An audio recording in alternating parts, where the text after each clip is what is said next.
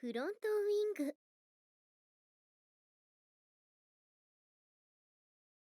グリザイアの果実。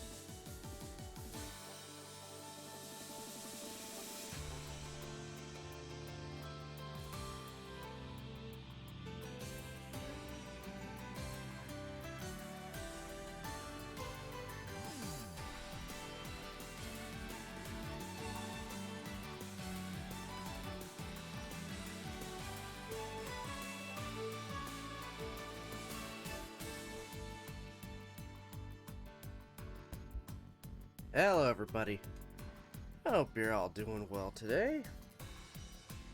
So yeah, we obviously are going to be back with some more, Fruit of Grisaia for today. yesterday was pretty, wow. That's all I can really say.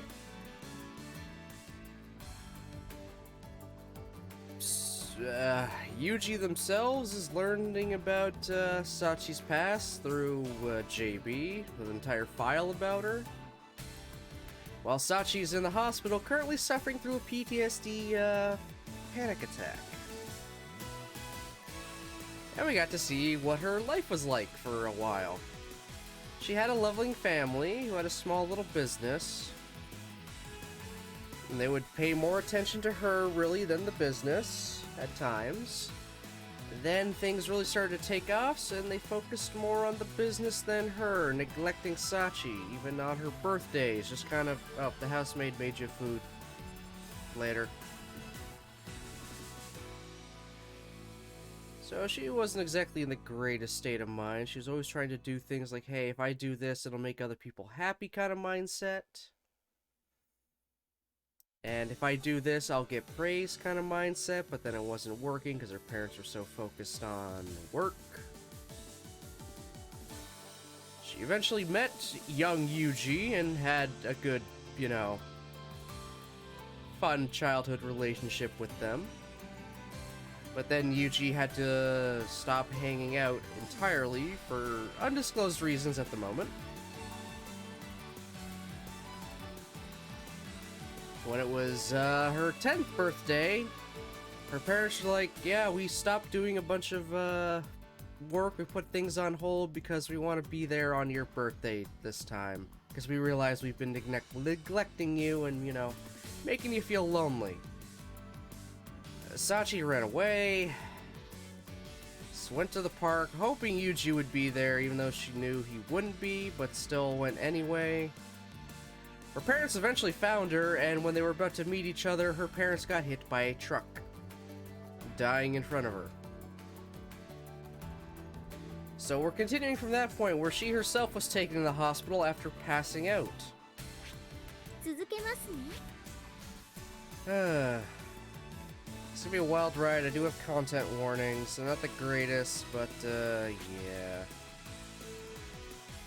Content warnings, everybody. Potentially triggering stuff.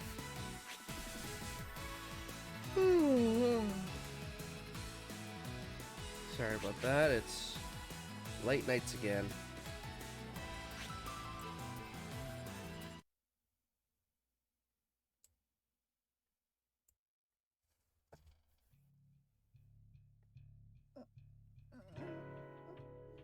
This is right after her parents were hit and killed by a truck. And she passed out after seeing their dead bodies. Well, her dad's dead body, her mom convulsing and twitching, saying a few last words and then dying. Which is really fucked up.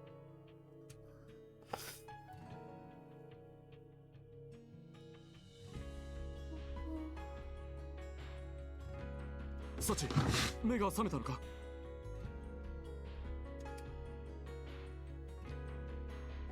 I heard a chair scraping against the linoleum floor nearby. A moment later, a familiar face appeared before me. 秋広おじさん。ああ、おじさんだ。それより体は大丈夫か? どこかが痛かったり気持ち悪かったりしないか?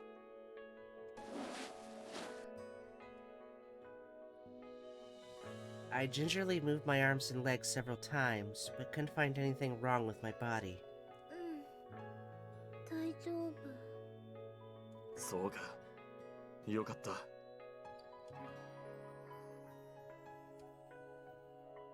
My uncle smiled broadly at my words, tears in the corners of his eyes.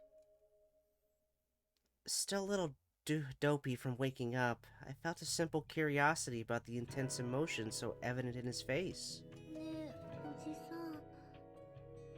何かあったの？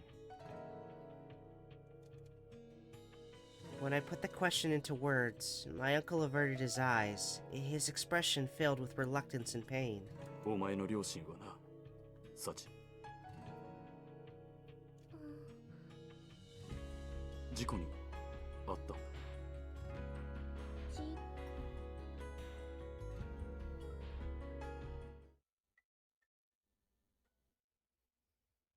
As I dully repeated my uncle's words, a memory that had slipped cleanly from my mind slowly reemerged.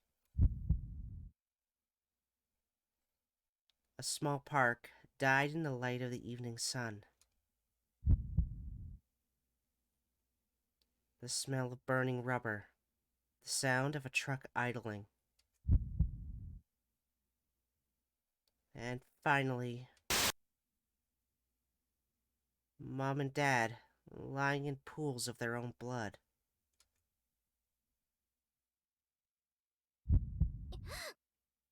She's gonna go have a panic attack now. The scene flashed before my eyes in perfect clarity. Reflexively, I tried to look away, but there was no escape. And in the next moment, my ears are filled with that awful droning buzz. Sachi,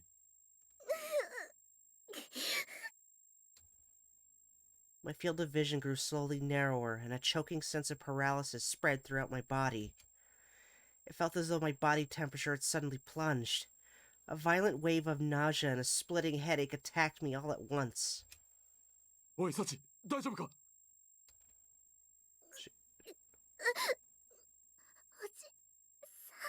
She's passing out again.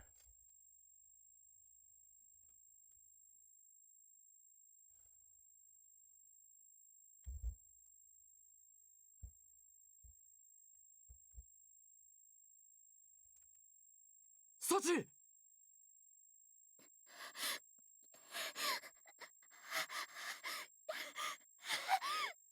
先生、サチが目を覚ましたんですが、急に苦しみだし。As the world grew dim before my eyes, I could vaguely make out my uncle shouting desperately for someone's attention. Wait, now I can't see or hear anything. Oh, guess I'm fainting again. The instant the thought ran through my head, I plunged into nothingness.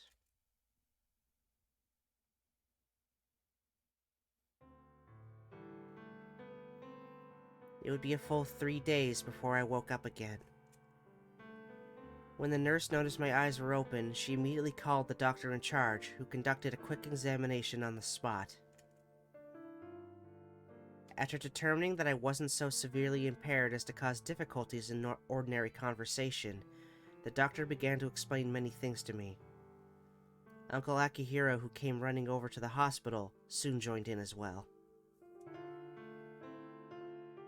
That day, Mom and Dad had been in a traffic accident right before my eyes.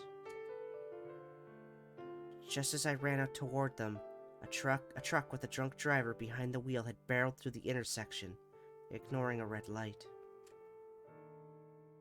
Hit head-on by the massive vehicle, which had been traveling at 60 kilometers an hour or more, my dad died instantly from massive blunt force trauma. Mom had miraculously survived, but at the moment she was still unconscious, fighting for her life in critical condition. When I learned all this, I didn't cry and grieve, and I didn't explode with anger against the man who'd caused the accident. The words the doctor used were really hard to understand, so a lot of the conversation went over my head. That probably had something to do with it. But more than anything else, nothing about this situation felt remotely real to me. It wouldn't. やっぱりちゃんと動く。 That night, finally alone in my darkened hospital room, I flexed my legs and arms thoughtfully.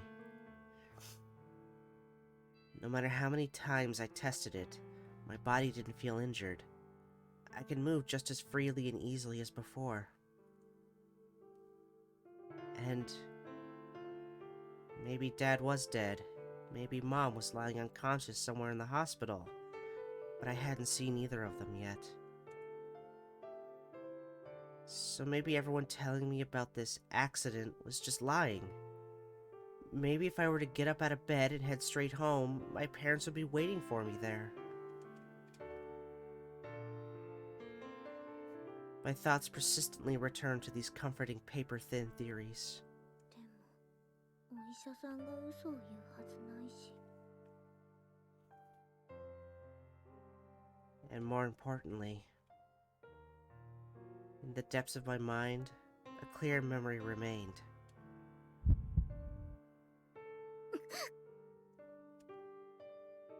The instant my thoughts brushed against the fragment of the past, I could hear my heart throb violently in my chest.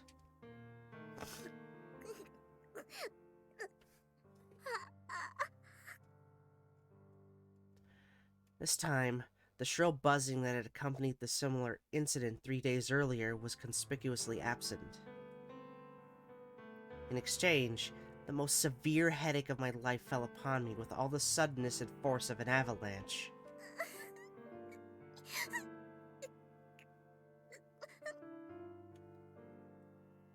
The sharp burst of pain, as if my body was warning me not to touch an open wound, robbed me of the will to think. Then I'll just stop trying. I'm sick of fainting.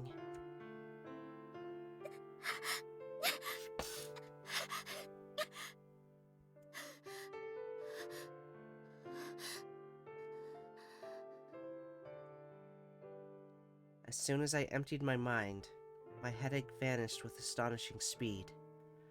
My breaths came easier, and I could feel my heartbeat gradually returning to its normal rhythm.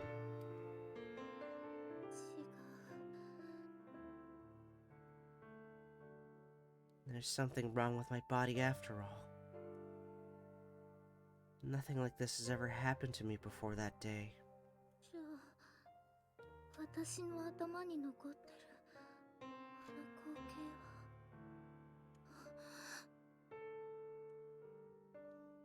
As my mind began to reach a conclusion I didn't want to accept, I involuntarily recalled the agony I had just endured. If I remember what happened, that pain will come back.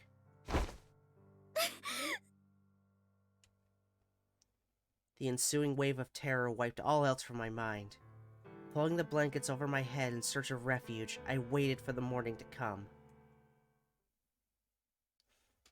Good God.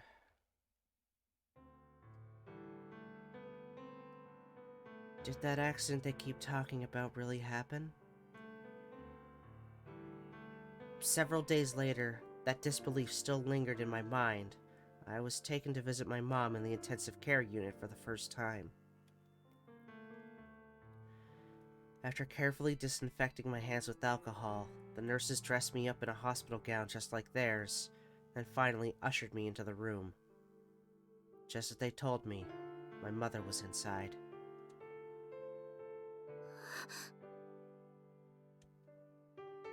But the person lying on the bed in front of me wasn't the mom I knew.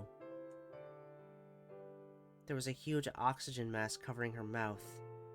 Bandages were wrapped around her head. Numerous tubes were sticking out of her body, connecting her to all sorts of machines. The sight reminded me of nothing so much as Frankenstein's monsters I'd seen in movies. But this was reality. That day, the accident happened exactly as they told me. And now my mom was sleeping in a nest of machines.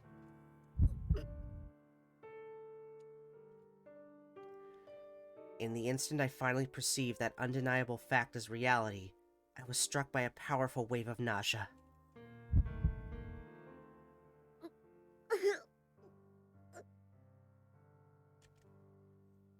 The hospital room grew dark before me, and in that darkness, a fuzzy image flickered before my eyes, disappearing for the briefest moments only to re-emerge, like some pale, indistinct horror bobbing up and down just beneath the surface of a muddy lake.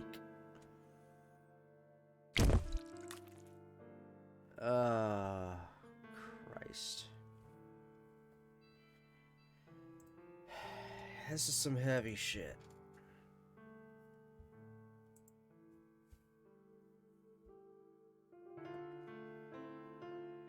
Unable to endure the sickness swelling up from the core of my body, I vomited up the contents of my stomach on the spot and was hastily carried out of the room by the nurse who had accompanied me.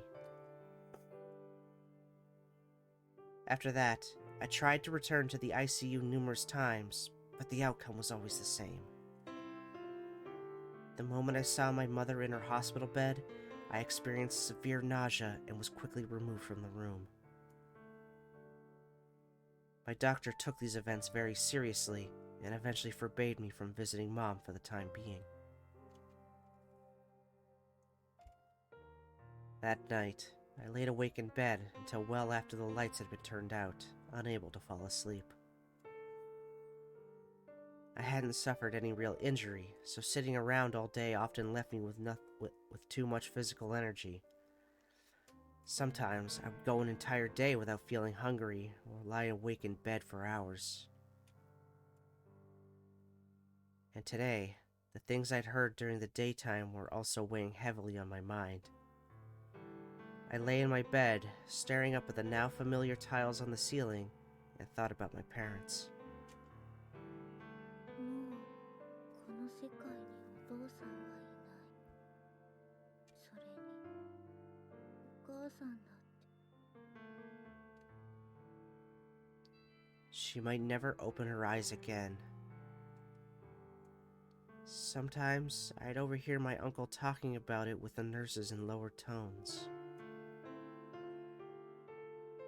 Apparently, Mom was sick with something called a persistent vegetative state. From what I could figure out, that meant the possibility she'd wake up again was really, really low.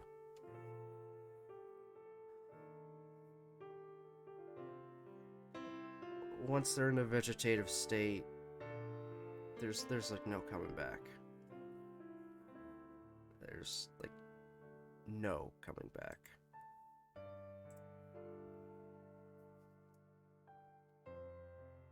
She might be breathing, but that's about it. Even if she opened her eyes, there's probably nothing going on in her head. No higher brain function.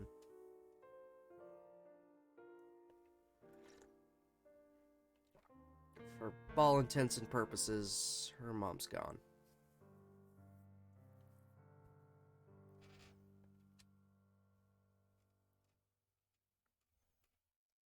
Mom's going to be asleep forever and ever. In other words, I'd never be able to talk to her again. A bitter frustration welled up inside me at the thought. やだ。そんなの嫌だよ。 But no matter how I tried to deny the reality, nothing would change.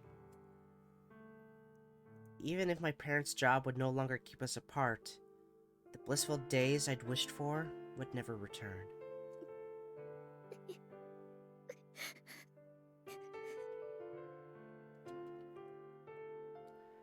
The more I understood the situation, the heavier my despair grew. Tears spilled relentlessly from my eyes. My mind was filled with a miserable new question. Why? Why did it turn out like this? あの日は私の誕生日だったのに。 On her birthday too, that's the worst part. 本当ならゆうくんと一日中遊んで去年よりもずっと楽しい日になるはずだったのに。 But in reality, I hadn't been able to see him. And because of that sudden accident, Dad was dead and Mom was sleeping forever. Everything I loved had been taken from me in one horrible instant. どうしてこんなことになったの。私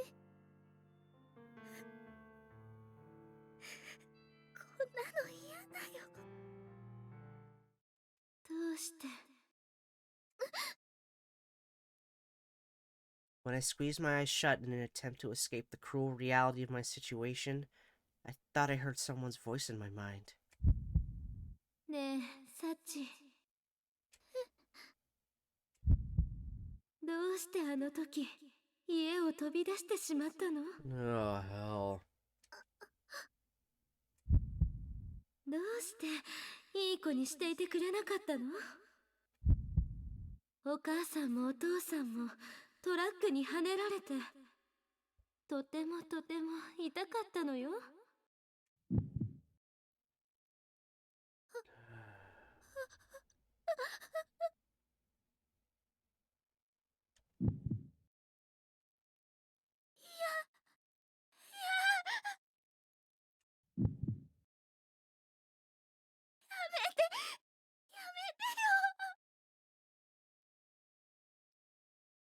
Since the day I accepted that the accident had really happened, these feelings had been lurking unacknowledged in the depths of my mind. That accident happened because of me. If I'd listened to my parents and stayed in the house, they wouldn't have been in the street when that truck ran the red light. Even Yukun, I selfishly tried to manipulate him into coming to the park. Maybe that's why he didn't show up. Maybe he just finally got sick of me. In other words... 全部私のせいだ。 No. It's not your fault.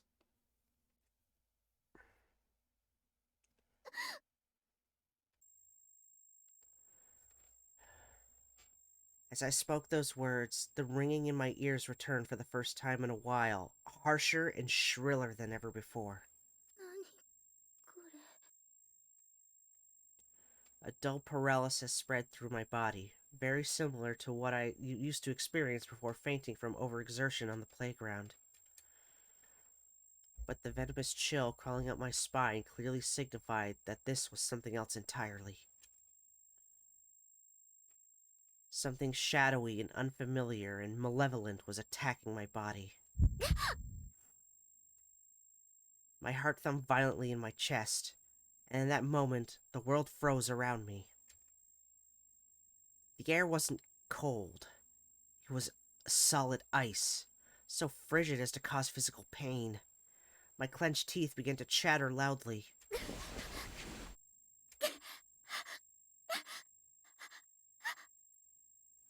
My mouth opened wide. I desperately gulped down oxygen in little gasps, every breath a painful struggle.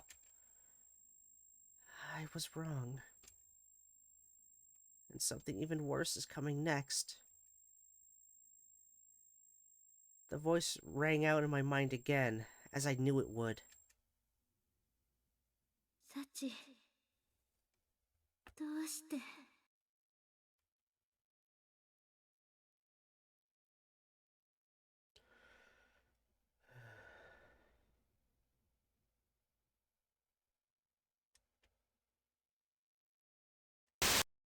Oof.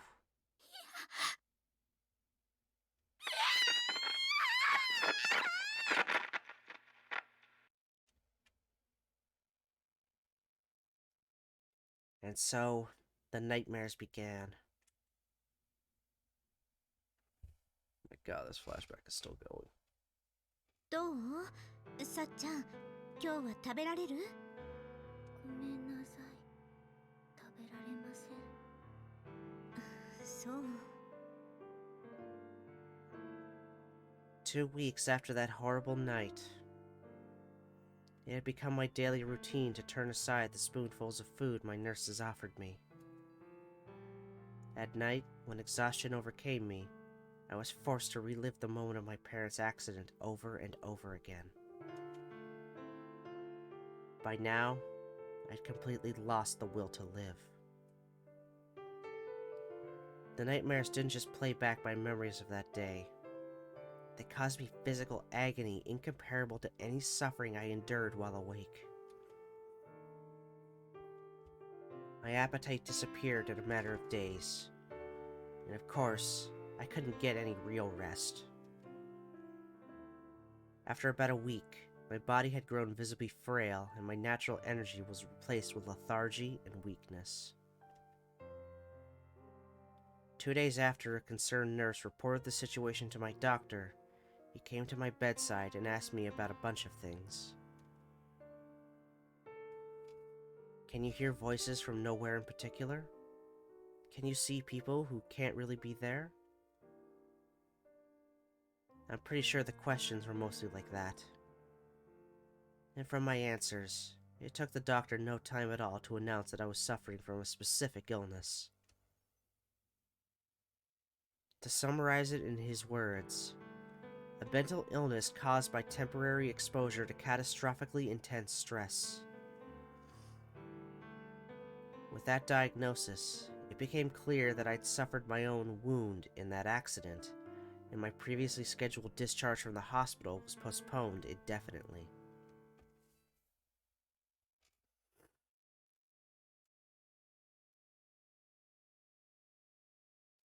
Not that my stay had produced any improvement so far. If anything, it was the opposite. The nightmares still tormented me relentlessly, and my treatment had progressed to medication and the IV tube. Through the tube, the nutrients I needed to survive were pumped directly into my veins. Through powerful sleeping pills, they induced temporary periods of oblivious rest. It felt less like I was living, and more like I was being kept alive.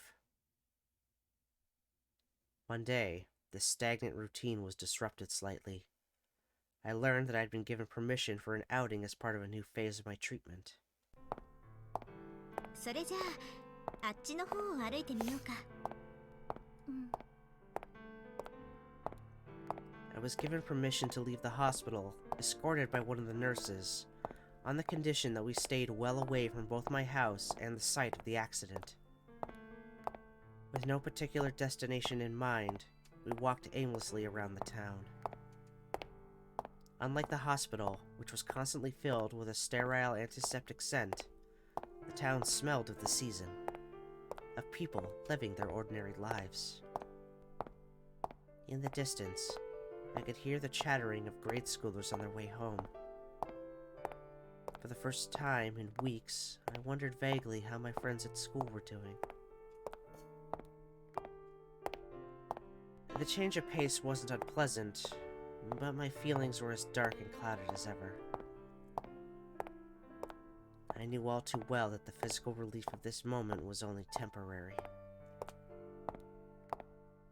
Unless the doctor drugged me into unconsciousness, I'd see that dream again. The moment of the accident would flash before my eyes over and over, and my body would react as if it were reality twitching in my bed. If I wept in the dream, I woke up with my eyes swollen and red. If I screamed "stop" in my dream, I woke up with a throat rubbed raw. Ugh, God damn.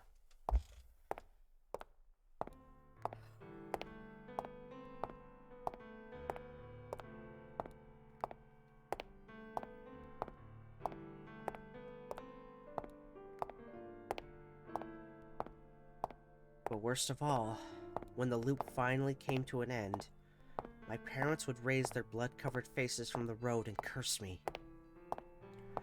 An incessant bitter rain of hateful words from which I was powerless to escape.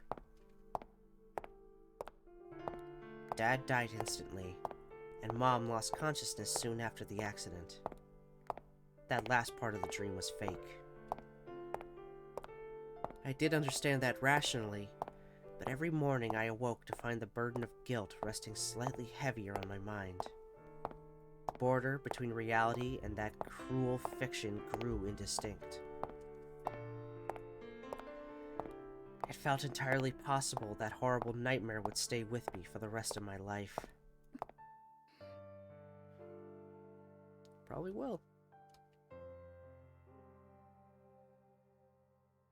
I had committed the sin of disobedience. That dream was my punishment for treating my parents cruelly when they tried to celebrate my birthday with me. でも、もしそうなんだとしたら、私はこれからどうすればいいの？ So now she becomes basically the ultimate sub. Because if she's disobedient, something like that'll happen again, right?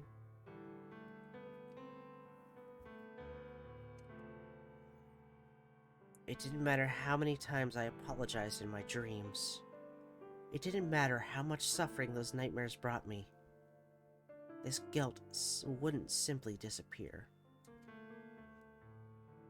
It had already grown very nearly unendurable. My heart and mind were on the verge of breaking outright. And still, I couldn't find anything close to an answer. 誰か教えてよ。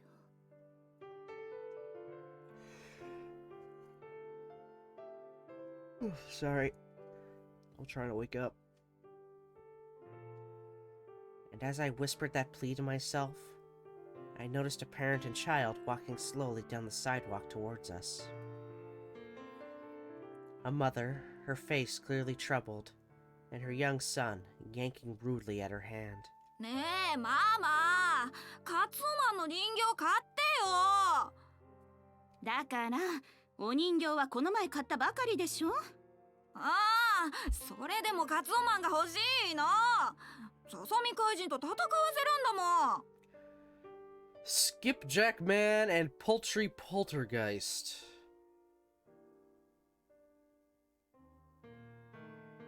Poultry Poltergeist has my attention. もうまたそんなわがままを言って。いつまでも悪い子でいると、みんなマサヤのことが嫌いになって誰もいなくなっちゃうわよ。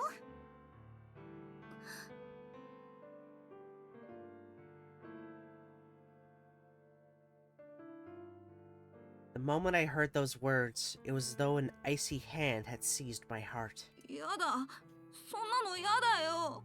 じゃあ、お人形は我慢しないとね。わかった。そうやってマサヤがいい子でいてくれれば、お人形もまた買ってあげるからね。うん。 The mother and child passed by my side, their expressions completely transformed into smiles.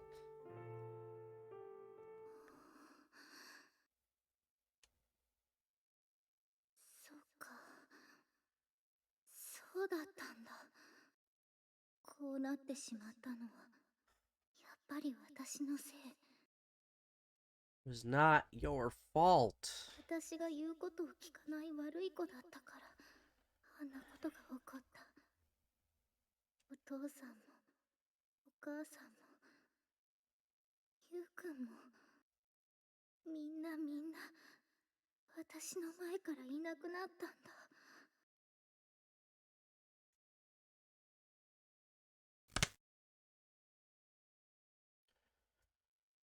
What the hell?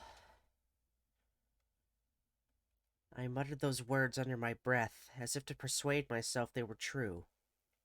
And in the next moment, I thought I could hear a switch being flipped inside my head. だったら、いい子になろう。今度こそ、本当のいい子に。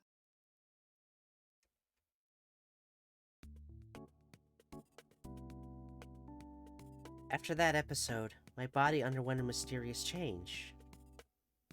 I went to bed that night without any sleeping pills, but nonetheless reached morning without seeing the nightmare. Since the dreams began, falling asleep without medication had always meant a night of terrible suffering. This sudden exception to the rules surprised me greatly. But I didn't really have any idea why the nightmares would have stopped all of a sudden. Maybe I just happened to pull the lucky straw this once. As it turned out, however, those worries were unjustified. The nightmares grew steadily less frequent, and my physical condition improved as well. Observing these changes happily, a nurse told me to keep it up, don't let those bad dreams come back, by way of encouragement. I promptly focused on engraving those words into my mind.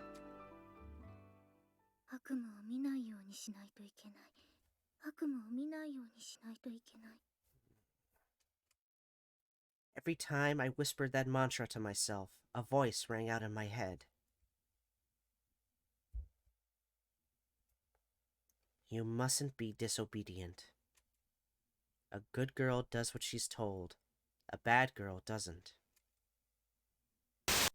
Balls?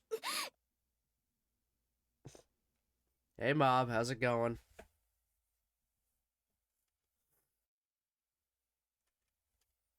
And when the voice fell silent, that scene flashed through my mind for the briefest of instants. As a warning, a reminder. Good, good. I'm glad you're doing good.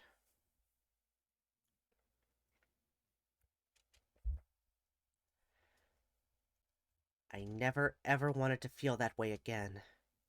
And so, I was determined to become a good girl. If I'm a good girl, I won't lose anything. If I'm a good girl, maybe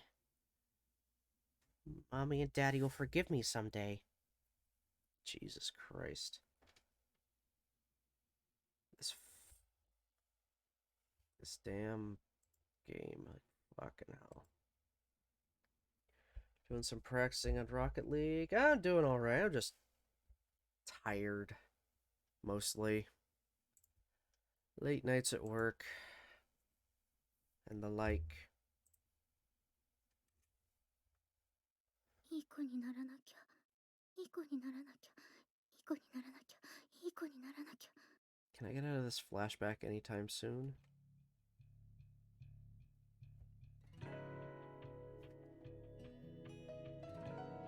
Over time, my mind was filled with those words. When someone asked me to finish my dinner, I cleaned my plate, even if it meant fighting back nausea to stuff food into my stomach. Before long, I was even capable of willing myself into unconsciousness if someone told me to go to sleep right away after lights out. はい、わかりました。 Whenever I said those words and nodded my assent, the nurses called me a good girl, with smiles on their faces. And whenever I heard that phrase, I could feel my sin growing ever so slightly lighter, my sense of self ever so slightly weaker. Jesus. And we're still in the flashback. It took some time afterward, but eventually I was discharged from the hospital, conditional on my return for thorough regular checkups. The reason, naturally, was that my painful nightmares had grown extremely rare, and my sleep and eating habits had returned to normal. The rapid and dramatic improvement in my symptoms did quite surprise my doctor and nurses, but I'm fairly sure the adults convinced themselves my little trip outside the hospital for a change of pace had simply succeeded beyond their expectations. However, the doctors did think it best for me to leave my hometown and many painful memories it held behind. It was decided I would live with my uncle Akihiro and his wife at their home in Niigata. I'd never visited my uncle's house even once until the day I moved there, but I didn't feel any anxiety about my new life in a new land. I did know that my uncle and auntie were kind people, and above all else, I had a clearly defined path to follow. No matter what my circumstances, I was determined to be a good girl. After all, my new conviction had virtually cured me of those unendurable nightmares. Since Uncle Akihiro was kind enough to carefully prepare everything beforehand, the move went off without a hitch.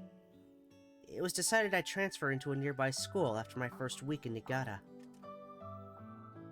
As it turned out, it was a modestly sized school with a fairly small student body. I was the first transfer student in recent memory and received a significant amount of curious gazes as a result. Heard she got caught up in something nasty. Didn't somebody say she got bullied really badly at her last school? At times, I heard such rumors whispered in the hallways. Not that any of it bothered me in the slightest. I was entirely focused on making up for the time I'd lost in the hospital. I hadn't even touched a textbook for some time. One moment.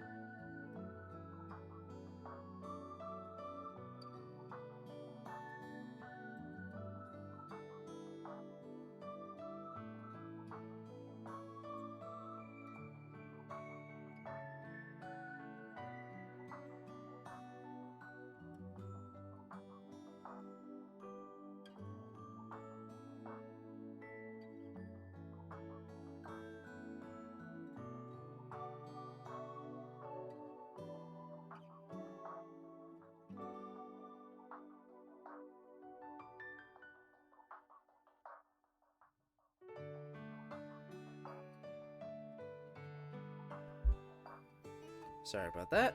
It's an important call.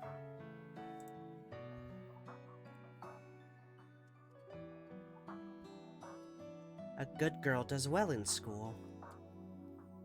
So as to keep myself from diverging with that image, I threw myself fervently into my classes, filling every waking moment with study and regretting the need to sleep. おめえすげえな。なんでそんげん勉強できるが？あっちで塾とか通ってたが？塾には行ったことないけど、勉強は嫌いじゃないから。She does study a lot. へえ、じゃあサチちゃんって頭がいいがね。じゃあ今度わからないところがあったら教えてくれさ。わかった。Over time, my diligent new approach to life changed the way my classmates viewed me. By the time we advanced to the next grade, many looked at me with respect in their eyes.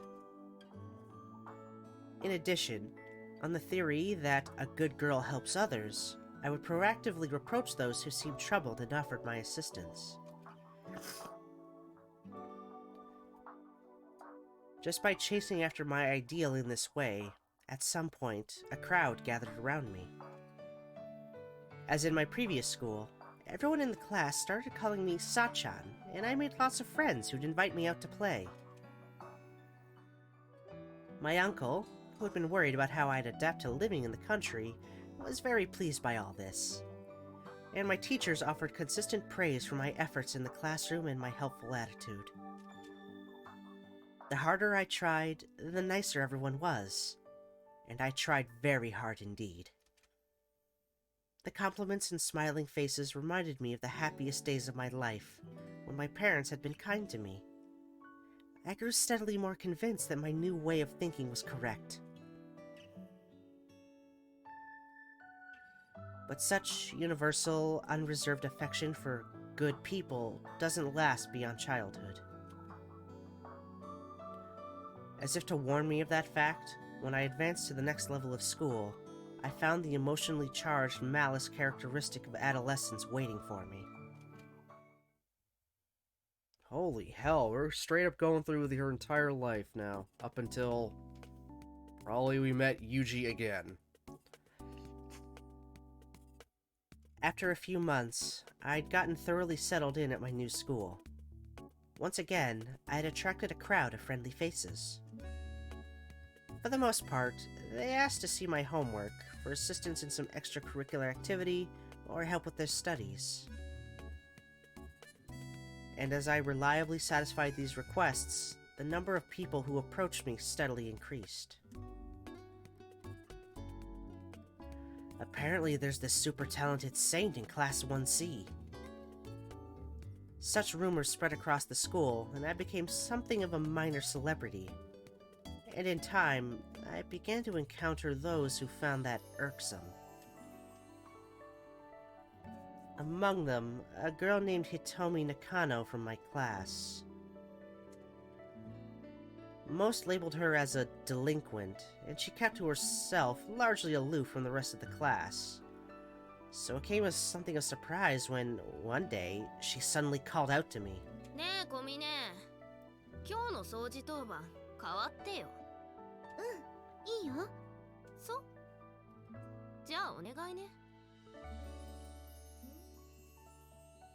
It began with that trivial favor, no different from those I performed for countless others.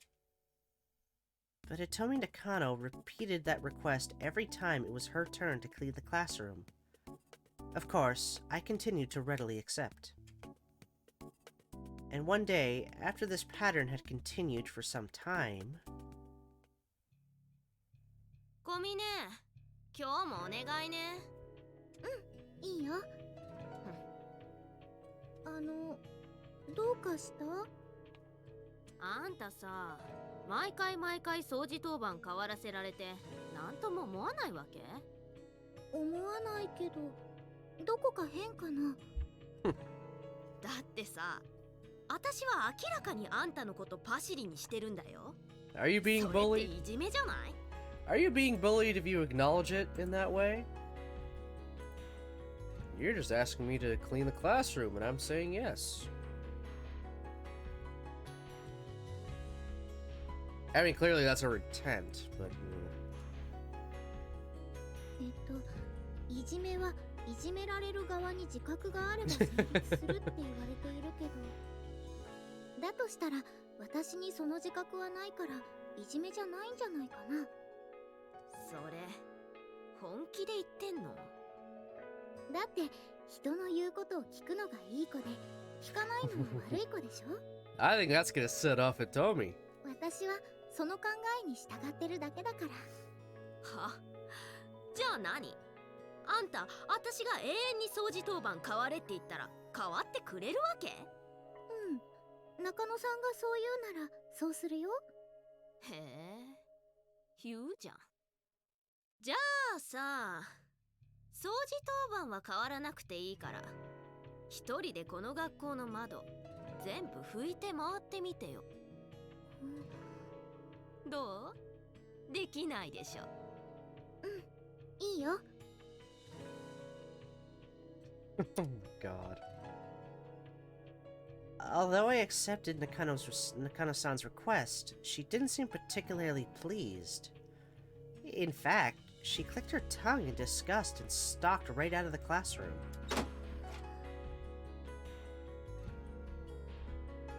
What was she so angry about? Thinking the matter over, I took out a supply of cleaning implements from my locker. And just as directed, I made my way around the school, cleaning the windows.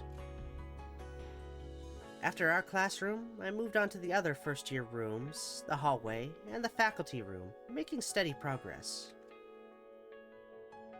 Once the school building was closed, however, my pace was slowed somewhat by the need to hide from the patrolling teachers. Nonetheless, I persevered at my task. Even after the sun fell, I continued wiping in dogged silence.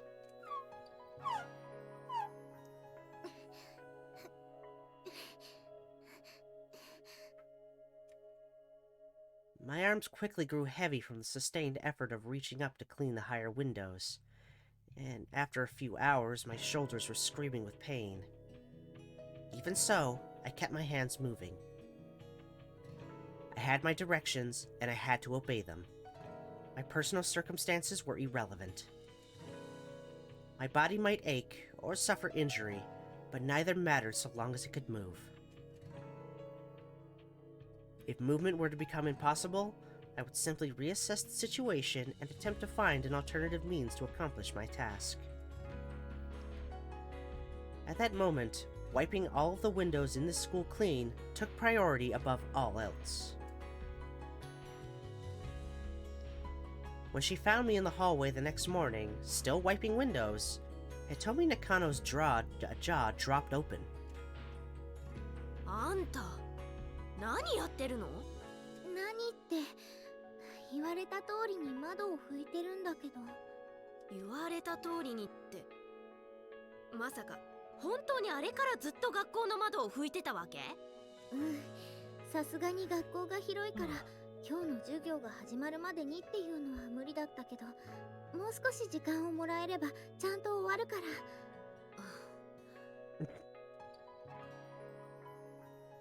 For a brief moment, her eyes went wide, and in the next, she roared with laughter. あんた間違いなくいい子だよ。それは私が保証してあげる。ありがとう。お礼まで言って。こいつ本物だわ。傑作。小峰、窓拭きはここで終わりでいいわよ。そうなの？ええ。その代わり、今日からあんたは私の奴隷になりなさい。Oh boy. うん、わかった。やっぱりね。じゃあこれから私に対しては敬語を使うこと。それから私が何か命令をした時の返事ははい、わかりました。いい？はい、わかりました。そうそう、それでいいじゃん。えらいえらい。ありがとうございます。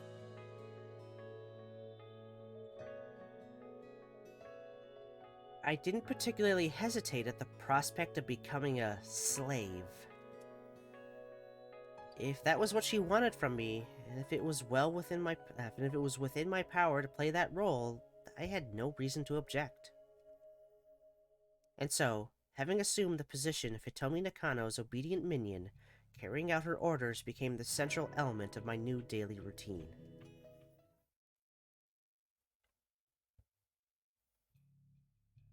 小峰、あとはよろしくね。はい、わかりました。I can't quite remember how many times we repeated this exchange. It happened too often for me to be sure. My more common duties involved completing her homework by proxy, helping her cheat on tests, and arranging cruel pranks against those she disliked. There were other requests as well. Every once in a while, she would call me in the middle of the night simply to mock me for actually showing up. After laughing with her friends, she would send me right back home. But that was alright with me.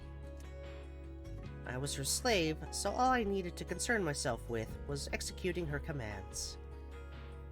No matter how difficult the orders she gave me, through careful thought and diligent effort, I would always find a method of carrying them out. When I succeeded, her mood would often improve. On occasion, she even offered a few words of praise for her good girl. Yeah, this is some weird, creepy BDSM type shit.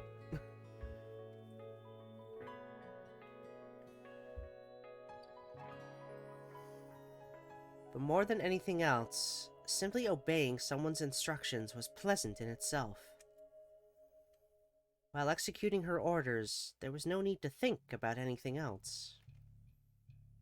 The reason for those orders, the consequences of successfully carrying them out, anything and everything else was totally irrelevant. In those moments, and those moments alone, the burden of guilt I carried with me was lifted from my shoulders. and the image I wanted to erase from my mind more than anything else stayed safely buried away. Therefore, there was nothing wrong about this. A good girl does what she's told. I believed absolutely in those words. For me, they had become a kind of faith.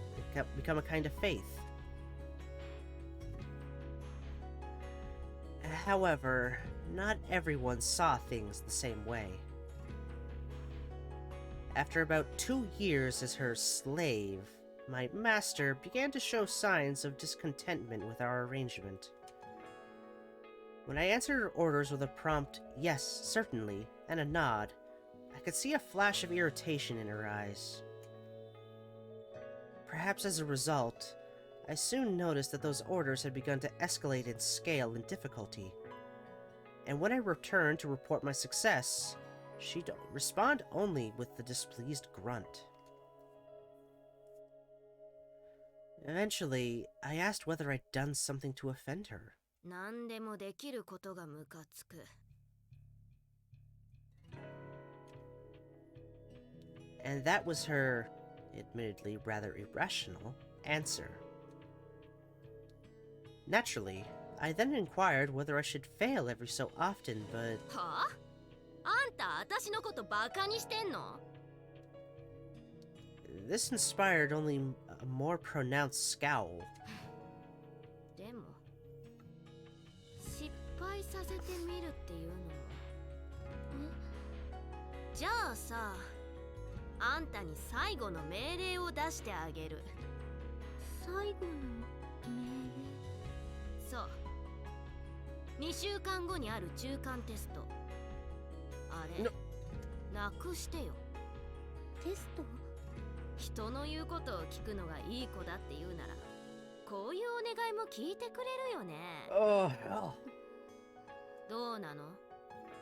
やれるの？はい、私はいい子ですから。言ったわね。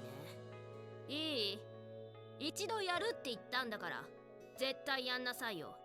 後でやっぱりできませんでした、すみませんって謝ってきても私は絶対に許さないからね。 Oh my god. わかりました。 From the moment I nodded my head, it was perhaps all but decided that I would end up in Mihama Academy. When she asked me if I was up for it, I heard a voice screaming, "Don't!" from some corner of my mind. But soon enough, as the image of that day began to flicker its own warning before my eyes, that voice of caution was obliterated without a trace.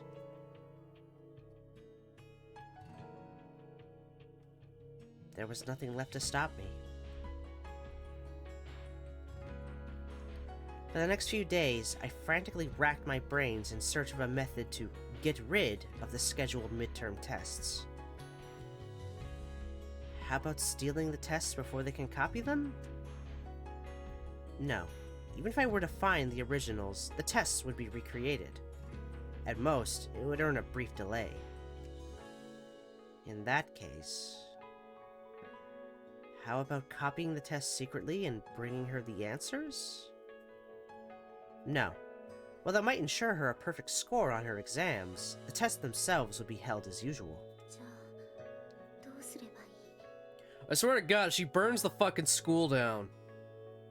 どうすればテストをなくすことができるの？ The more ideas I ran through, the more I realized the enormous difficulty of the task at hand.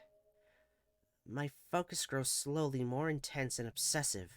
My thoughts ran in circles. To make matters worse, as the day of the test grew inexorably closer, I began to see the familiar nightmares I had thought behind me.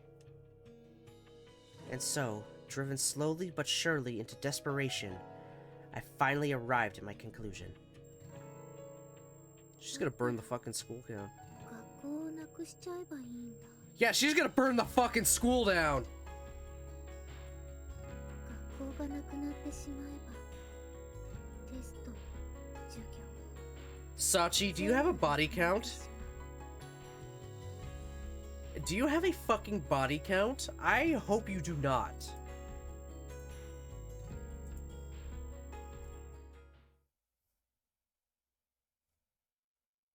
The moment I spoke those words, my ears filled with a high-pitched, almost nostalgic buzzing, and my consciousness was shrouded in fog. When I came to my senses, I was standing inside my school. At my feet were a pile of kerosene cans, the same sort my uncle stockpiled as fuel for our heaters. Presumably, I had carried them from my house to this building over the course of numerous round trips. And indeed, my arms and shoulders were throbbing with agony. The situation was clear enough. Moving as though possessed, I emptied the cans all around the building in what felt like minutes, ignoring the protests of my exhausted body. And in the end, I stood in my classroom and set the fire. She's fucking burning her school down! The instant I dropped my match into the kerosene, flames sprouted up through it.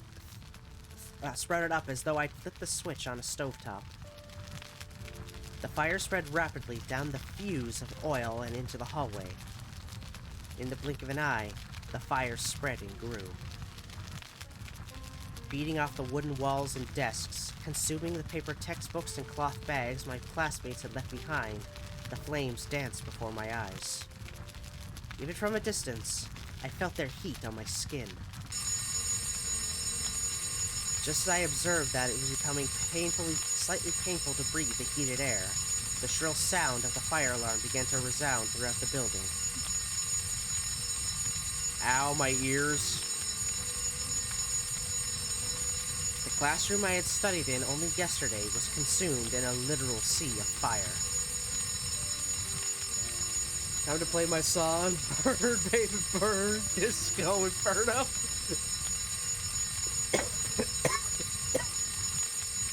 Hey Nick, how's it going?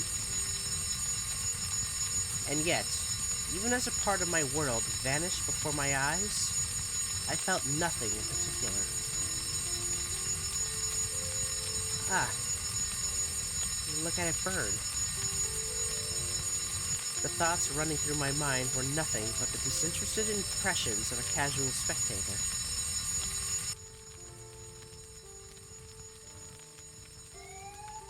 Having determined that it would be impossible to stay in this place any longer, I carefully exited the classroom through the nearest window. As I lowered myself onto the grass outside, I could hear the sound of distant sirens. How far would the flames reach before that fire engine arrived? How much damage before they could extinguish the blaze? No, it no longer mattered. The midterm exams would doubtless be cancelled regardless. I carried out my orders. I did what I was told. I was still a good girl. Yes. And as long as I'm a good girl, nothing else matters. Oh, we're finally out of that fucking flashback. Holy fuck.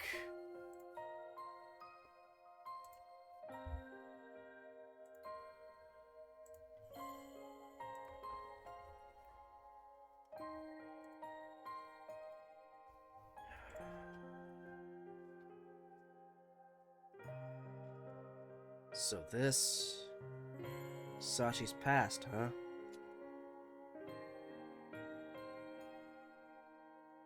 Although the fire brigade rushed to the scene and extinguished the flames before the building could suffer much structural damage, the main classrooms were reduced to charred wrecks. As it contained the highest concentration of flammable materials in the building, the faculty rooms suffered particularly severe damage, and the scheduled midterm examinations had to be postponed indefinitely.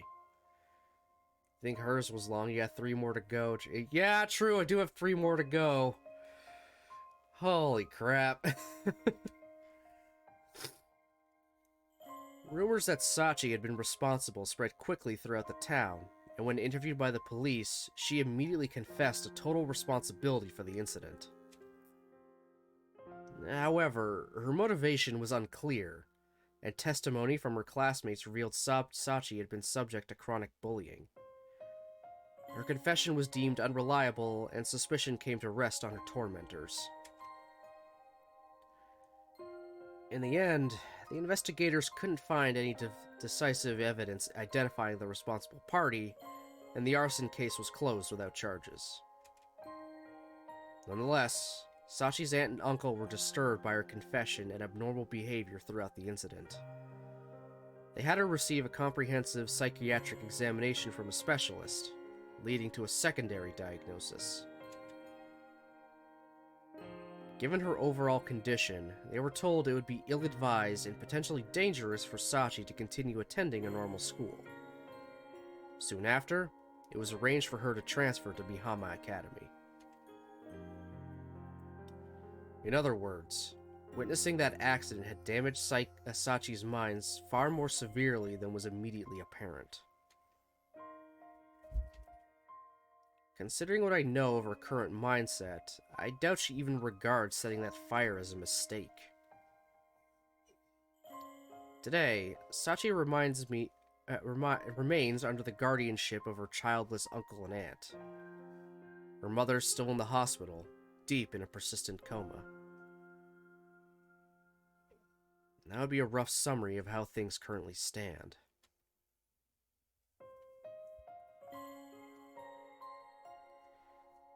I toss the papers down onto the bench and look up into the sky. In other words, there's a lot more to Sachi than what I've seen so far.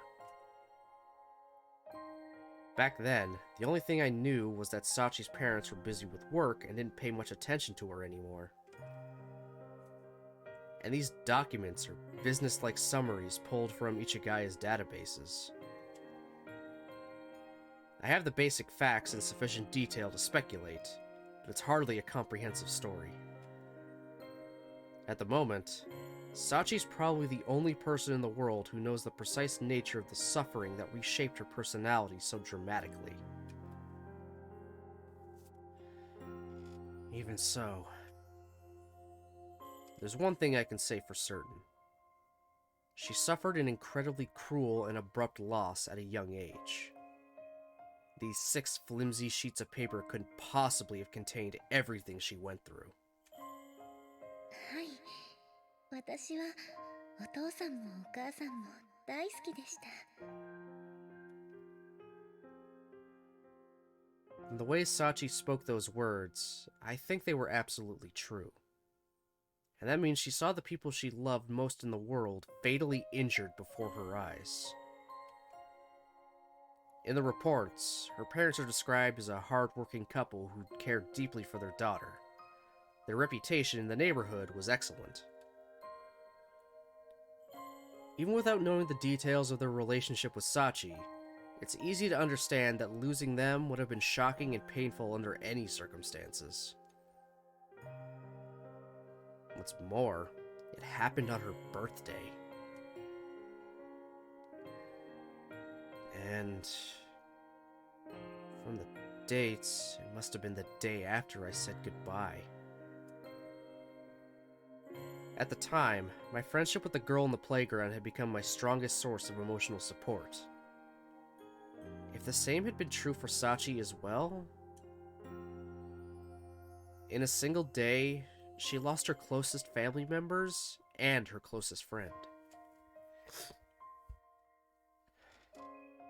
So, those words she's so fond of. Good girl, bad girl. She tried to drag me to the playground with an arbitrary promise. She ran out of her house that day without listening to her parents. And all of a sudden, she found herself alone. Her thought process isn't difficult to imagine. I was a selfish, bad girl, and everyone went away. From now on, I have to be a good girl and do what I'm told. Carried to an extreme, that's no different from turning yourself into an obedient, thoughtless robot. When the teachers tell her to work hard at her studies, she works hard. When some idiot tells her to wear a maid uniform, she never takes it off. Her own will and the intentions behind the orders are irrelevant. Performing them to the letter is the whole point. Doing what she's told is an end in itself. Sachi was only a child at the time. This simplistic, obsessive obedience was the sole coping method she could find. The only way she could escape her regret and guilt. No one has the right to blame her for that.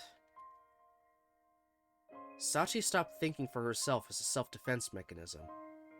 Her wounds were so severe that she lost the ability to distinguish between right and wrong. That warped, absolute allegiance to her principles culminated in the school arson incident. To take the most extreme possible example, if someone unambiguously ordered Sachi to kill someone right now, she might commit murder without hesitation. The commandment she imposed on herself is a dangerous thing. A brittle wall as likely to harm as protect. All things considered, might have been lucky that it was only arson. The more people know about Sachi's abnormality, the greater the risk of someone attempting to exploit it. An event like that was all but inevitable. For the same reason, it makes sense that she was transferred to this academy, with its small student body and limited contact with the outside world. The question now is whether I can actually do anything with this knowledge. I might be sitting here and analyzing other people's abnormalities, but I'm not a well-adjusted person myself by any stretch of the imagination. Can I, of all people, help someone regain normality? Sachi. If there's one thing that gives me hope, it's the expression I saw on Sachi's face back then.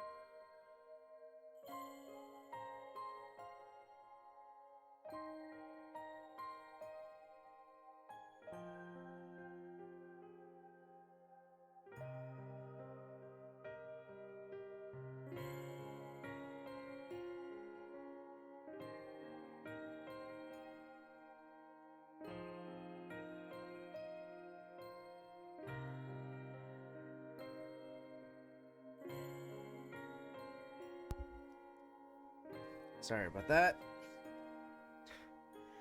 Yes. Did you know Sachi likes to bark?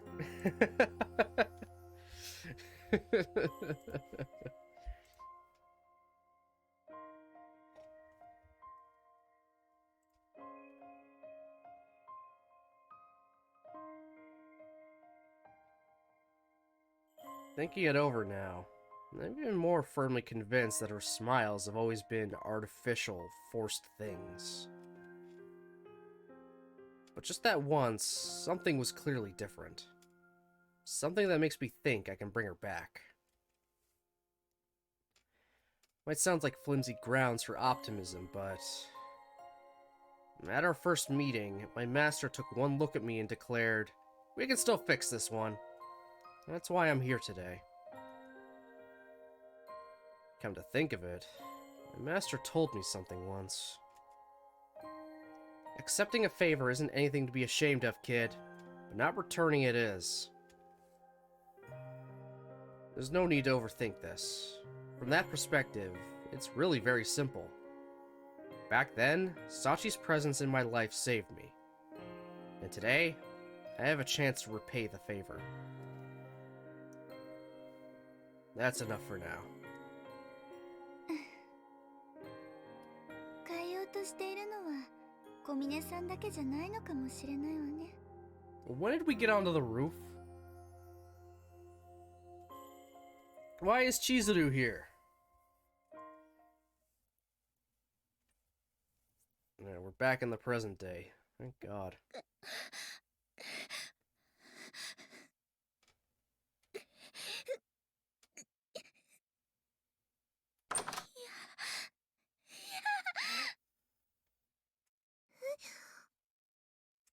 ごめんなさい。ごめんなさい。ごめんなさい。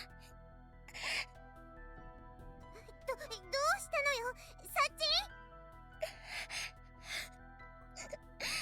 Great. Now she's gonna go through one of her panic attacks in front of everybody. これうなされてるのよね。それにすごい汗。とりあえず起こしちゃった方がいいわね。よくわからないけど、勝手にそんなことしちゃってもいいものなの？夢を見てるくらいなら問題ないって。それにこのまま放っておいた方が体力奪われちゃうから。そうね。じゃあ私が。ねえ、サチ、起きなさい。サチ。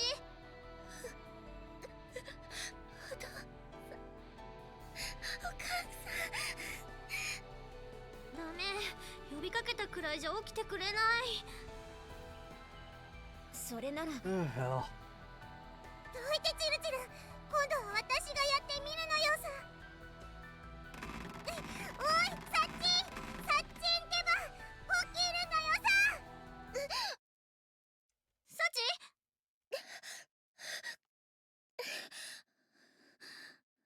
ミチル様。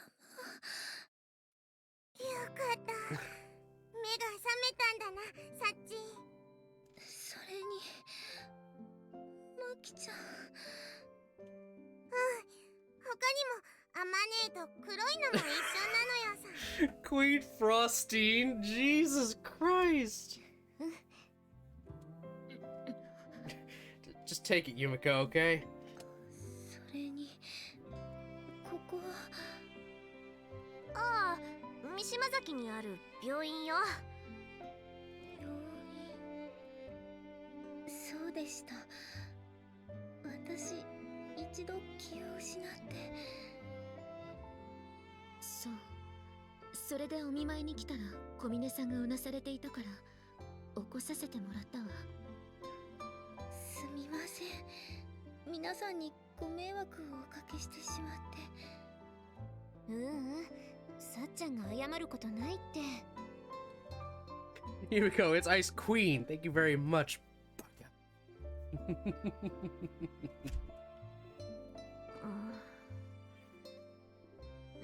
えサチ、あんたさっきの夢。みちる、それ以上はダメ。 Yeah, not now. Don't make her go back into that. あ、そっか。ごめん、サチ。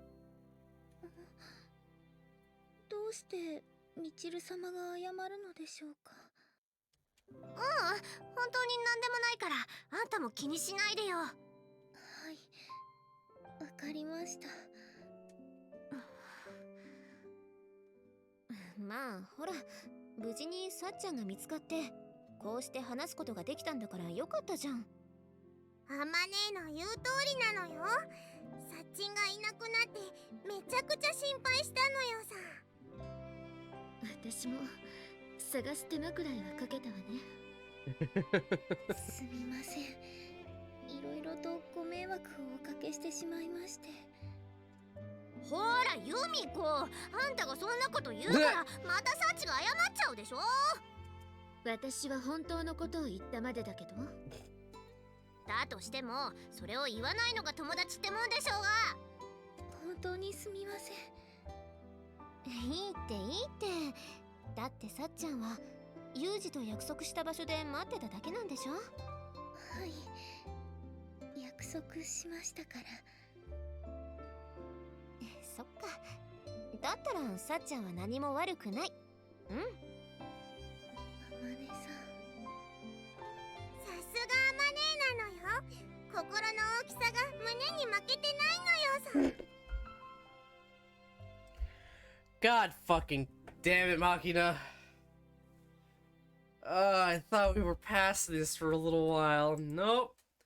It's like, alright, serious moment over. Let's make more sex jokes. それは言えてるかもしれないわね。榊さんまで。まあ、今はゆっくり休んで早く元気になるのがサチの仕事だからね。はい、わかりました。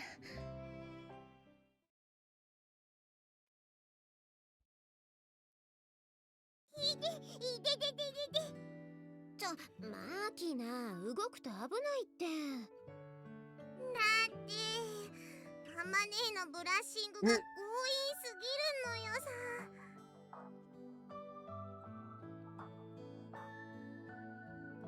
When I enter the dorm for the first time in 3 days, I'm greeted by the familiar sight of Amane grooming Machina in the lobby. Hey, Amane. Sachi's scheduled to leave the hospital today, right? そうだけど。ってユウジ？お兄ちゃん、今までどこで何してたのよ。 Brooding in the garden. Well, here and there. ちょっとなっちゃないわよ。さっちゃんが見つかって安心したかと思ったら、今度はユウジがいなくなっちゃったってみんな心配してたんだよ。Sorry. I had a job come in, and I needed to butter up to JP for a while. Couldn't find the time to come back. JB さんを説得？ Well, I guess you could say that was part of the job too. じゃあ仕事なら仕事だって一言言ってくれればよかったのに。そうなのよさ。チルチルなんか頭にラップを巻いてうーなりながら深夜徘徊してたくらいなのよ。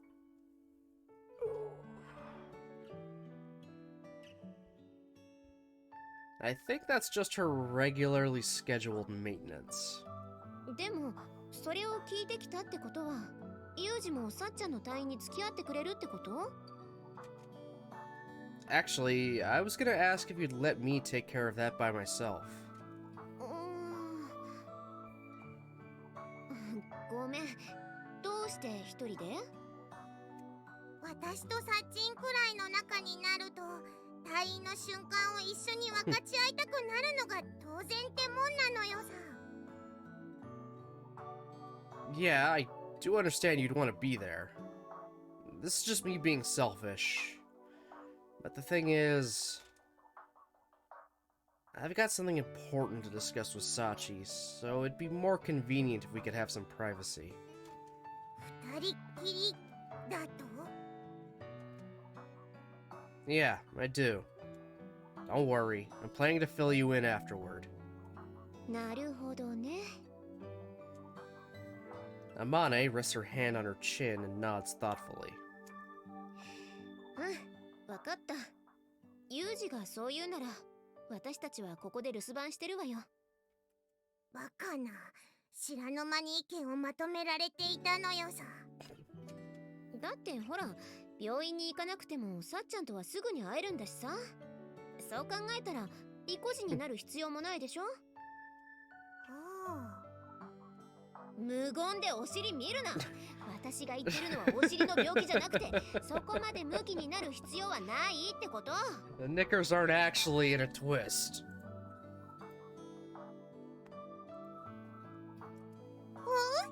その物分かりの良さはすでにフランスパンあたりで買収済みか。パンで釣られるのはあんたくらいでしょうが。てか、ユージがわがまま言うなんて珍しいことじゃん。 Wait, you can bribe Amane with bread? Huh.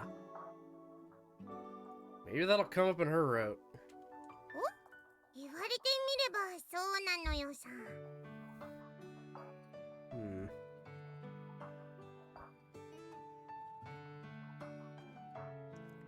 I'm not particularly conscious of that myself, but I guess I'll have to take their word for it. ってわけで、マキナもそれでいいでしょ。おやつも作ってあげるからさ。いいのかシェフ。私の舌はわがままだぞ。はいはい、精一杯腕を振るわせていただきますよ。 Sorry, you two. いいっていいって。その代わり荷物とかはちゃんと持ってあげてよね。 Yeah, of course. 病室でエロいことすんなよ。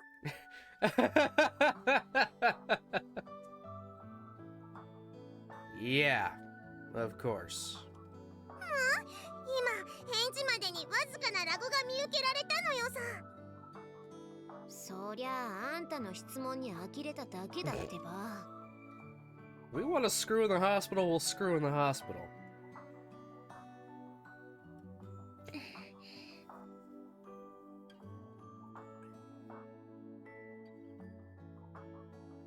Sorry, itchy. When I quietly open the door to her hospital room, I find Sachi up and about, neatly folding her blankets next to the bed. I'd bet good money you're one of those people who make their own bed when staying in a hotel. なぜそのことを。 Anybody can guess from a look at this little scene. Well, if they weren't distracted by the completely out-of-place maid uniform first. 退院の時は制服だろというご指摘があればすぐに着替えますが。 Well, I don't think it's exactly a formal occasion or anything. でしたらなるべくと言われていますので、ここはメイド服を着させていただきますね。 Right. There's an awkward moment before I can manage to respond. Now that I know about Sachi's principles, those typical words inspire a twinge of something like pity. Alright. I'll take care of the bedding. ですが。 You're still recovering. Spare that back talk for another time, alright? 風見さんがそうおっしゃるのでしたら、すみませんが、よろしくお願いします。 Sure. Changing places with Sachi at the side of her bed, I quickly remove the sheets and begin to fold the mattress. As I work, Sachi stares intently at my face. You have something you want to ask me? Go ahead. では、どうして風見さんがここに？ There's something strange about me coming to pick you up from the hospital? いえ、そんなことはないのですが、私が入院している間、風見さんは一度もいらっしゃらなかったので。Oh? You missed me? というより、風見さんは私のことを怒っているのではないかと思っていました。Aww. That's kind of sweet in its own way. She legitimately did miss us. I don't know why. Yuji's an asshole. Well, whatever. But why would you think that? それは公園で会った風見さんが悲しそうな顔をされていたので。I see. So that's it. はい。 As she speaks, Sachi's expression is distinctly downcast. Not a look you see on her face often. Normally, Sachi can present an expression of unperturbed, detached calm under virtually any circumstances. This must have been bothering her a great deal. And if so... Actually, Sachi, I had something I wanted to discuss with you. It's sort of related to your question just now. 私にお話ですか？ Yeah. It's kind of important. というと、商店街の角にあるタバコ屋さんの奥さんの不倫相手がついに判明したのでしょうか？ Huh?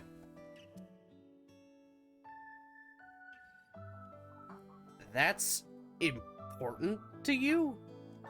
何を言っているんですか、風見さん。商店街は夏休み前からその話題で持ちきりですよ。Oh my god.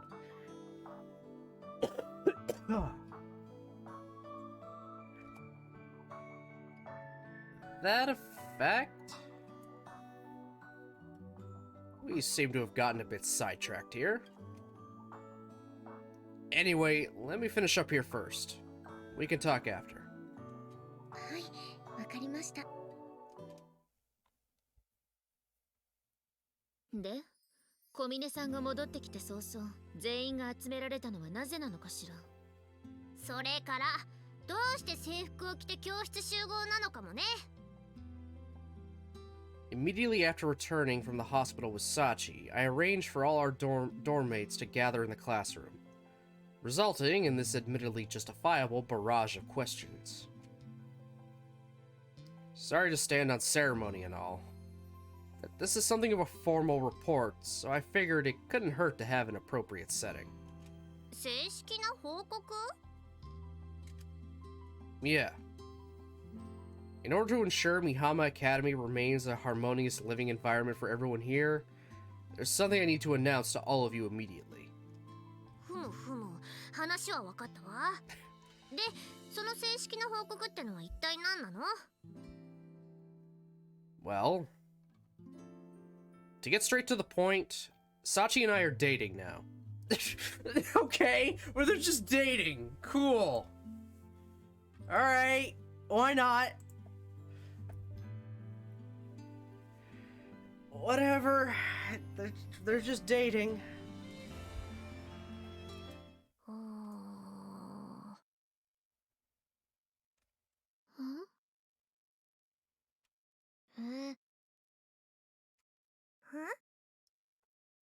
？I expect a freak out in 3, 2, 1. Never mind.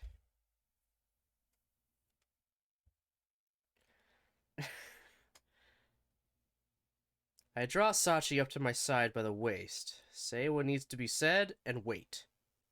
The classroom goes dead silent for a long moment.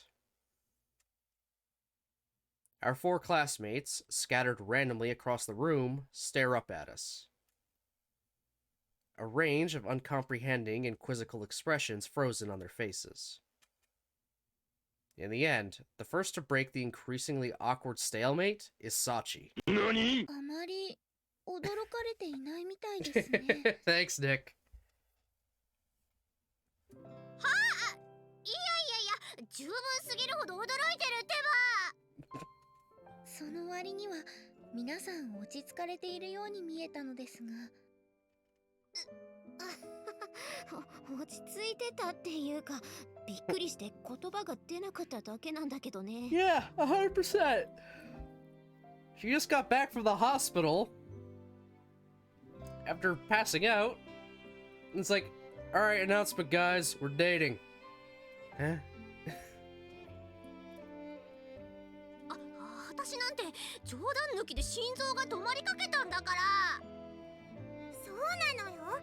ただでさえ危ういチルチルの脳細胞に血がいかなくなって、さらに残念なことになるところだったのよ。 Oh my god. そうよそうよ。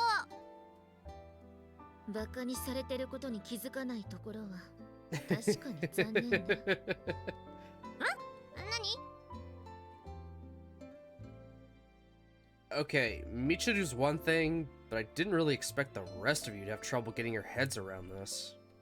いや、言葉の意味は把握してるんだけど、なんていうか、いろいろ唐突すぎてさ。Yeah, it is abrupt. She literally just got out of the hospital. 最近二人の仲が良かったのは知っていたのだけど、ここまでの展開はさすがに予想してなかったのよさ。そうね。今日がエイプリルフールだとしても、タチの悪い冗談だわ。Put the box cutter away. Hold it, Sakaki. Two things. One, it's July. Two, what are you planning to do with that? それはあなたの返答次第ね。I think we've already confirmed we can disarm you pretty fucking easily. So this is an empty threat. Alright. I'll say this again as unambiguous as I can. Sachi and I really are dating. Not a joke.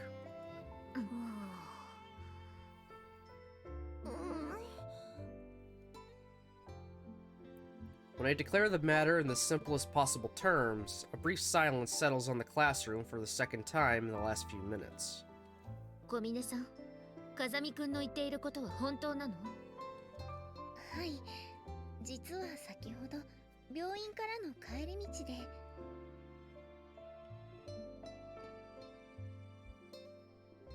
Okay then, Sachi, as for that important discussion, はい。 I want you to be my girlfriend. All right with you? はい、風見さんがそうおっしゃるのでしたら。 Oh, of course. ということがありまして。で、サッチンは2つ返事で OK したと？うん、そうだね。何その、なあ、サッカー部に入らないか？まあ、お前がそう言うなら、みたいなノリは。 Thanks, Michiru. ですが、実際にそういうノリでしたし。いや、ノリがそうだったとしても、それくらいの気持ちで OK しちゃっていいの？というと、ほら、付き合うってことは恋人になるってことでしょ？そう考えたら、普通は好きな者同士っていうのが基本じゃない？はい、それは天音さんの言う通りだと思います。 So is Yuji really the one you're interested in? Really? Really? I doubt it. なら、ズバリ聞くけれど、小峰さんは風見くんのことをどう思っているの？風見さんのことは I don't dislike him. But there's definitely a but at the end of that.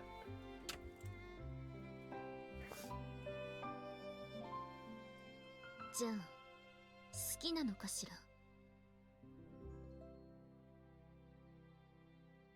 The floor is yours, Sachi.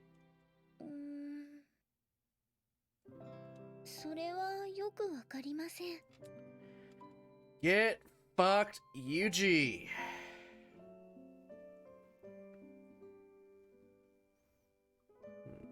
Try to decide lunch.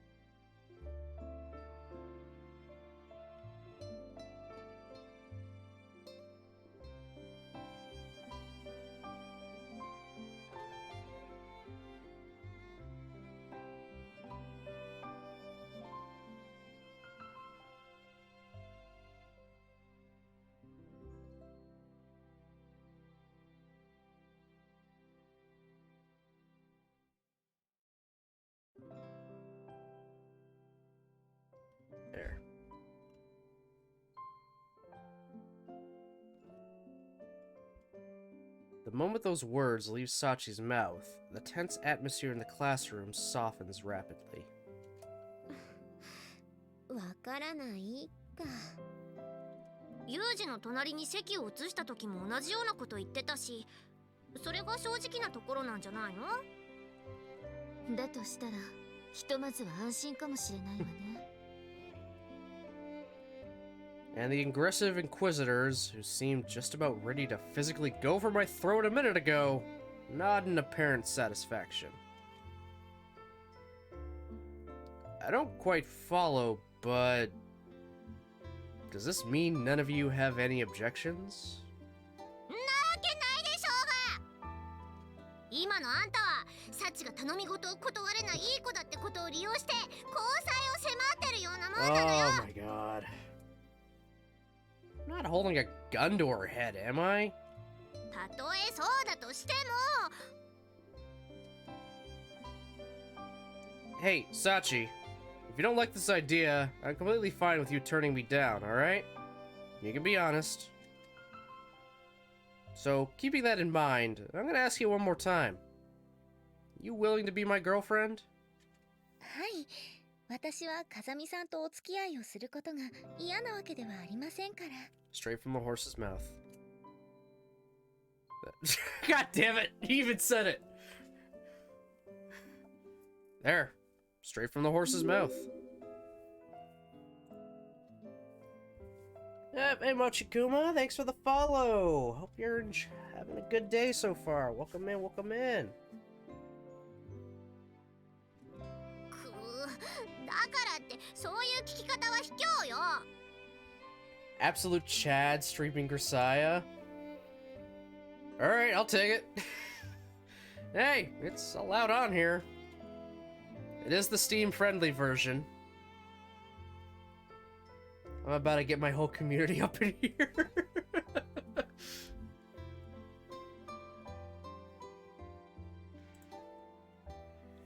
This game has been a wild ride, that's for sure. Surprise, motherfucker. Thanks, Nick.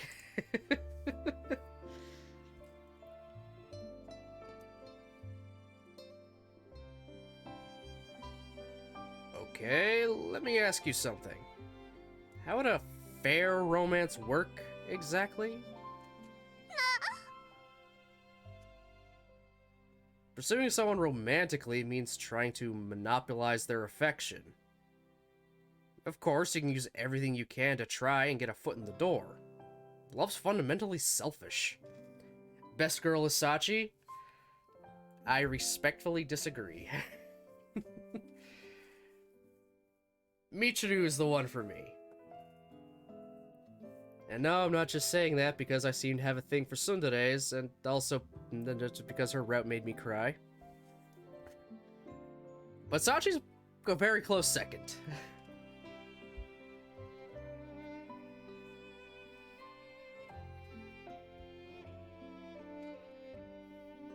I respect your opinion, yes. That's the way it is. We respect the opinion. We'll all have different opinions. Sachi is a good.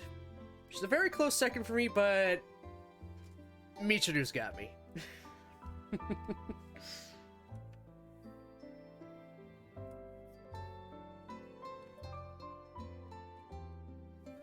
I don't see any real difference between my strategy here and, say, your tsundere thing. Or Amane and her chest blubber attacks. Am I wrong? Fucking chest blubber, god damn it. なんだろう。言ってることはめちゃくちゃなはずなのに、この妙な説得力は。でも。So this is your first playthrough? Oh, pretty much. I did go through all of Michiru's route not too long ago. I've done this all on stream. This is my first time playing, and I am streaming through it all. So I'm going through each girl's route, you know, one at a time. The most I've looked up, at the very least, was just how to get onto Sachi's route because I apparently fucked it up. There's an entire VOD of me skipping through the entire game to make the right choices. セーブしますか？ But I do have save files set and ready for the other girls so I can get onto their routes without having to go through everything, and that I saved because I wasn't sure of the choice I made back on Michiru's route, which I might go back to at some point. So I am ready to get onto the other girls' routes, no problem, once it's time for their routes.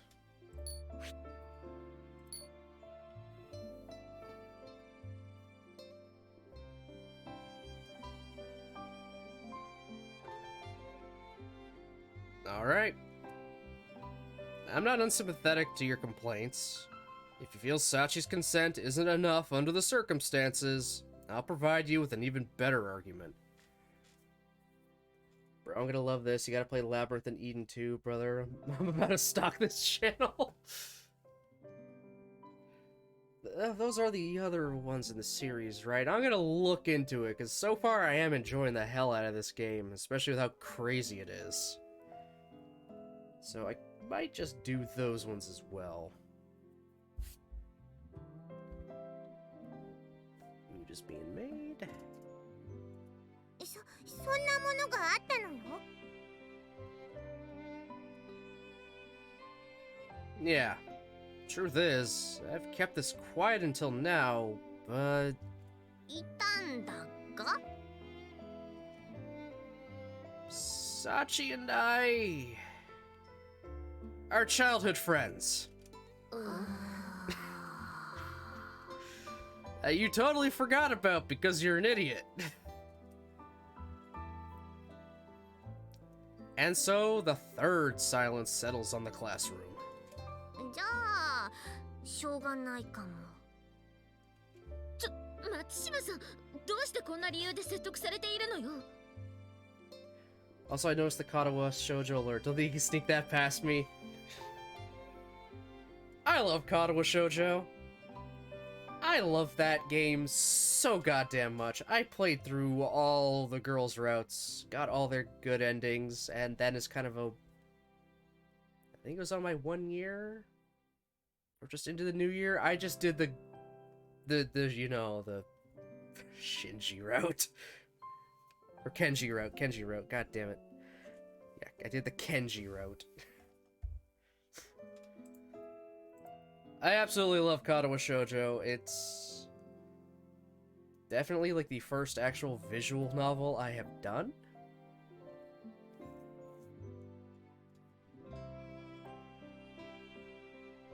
I cannot praise it enough. So yeah, I made a bunch of the CGs my alerts. I honestly wish I could wipe my mind of Katawa Shoujo so I could read it all over again. Isn't that with any VN really, especially something like that? Or even a movie or a game, you wish you could forget all about it so you could experience it all again for the first time. Ugh.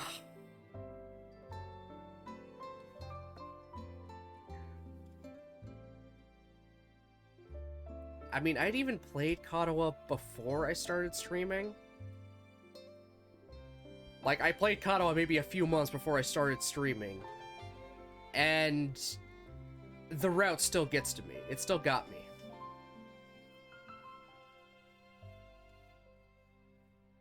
I actually have a hard time playing through the third act of Lily's route every time still.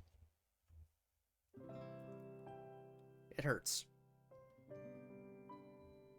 It has made me cry. The Katawa has made me cry on stream. This has made me cry on stream. I played through before streaming, but streaming it made me fall in love with it all over again. That's the beauty of these things. You may know what's happening, you know what goes on with these characters before even starting, but it still resonates.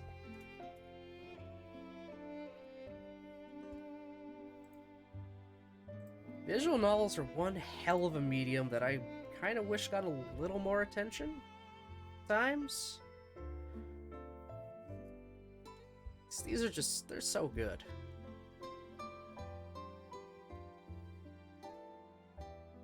I definitely gotta keep playing more visual novels.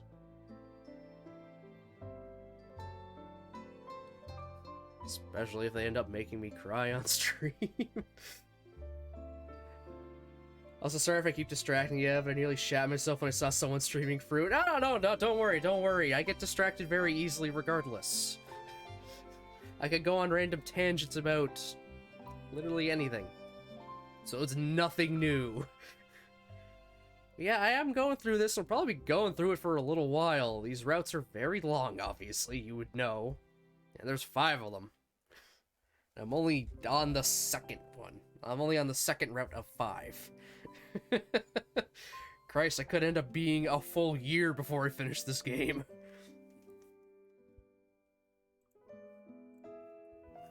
Ooh. Damn nose. だって幼馴染って言ったらツンデレよりメジャーどころじゃないそういう問題かサッチンお兄ちゃんの言ってることは本当なのよ Oh yeah, brother, you're not ready for all this stuff, but since you read Michiru, you definitely know how real this game can get. Oh yeah! I was not expecting it to get that real. I have to add content warnings on the fly once it actually does get real. Didn't expect Sachi to have PTSD.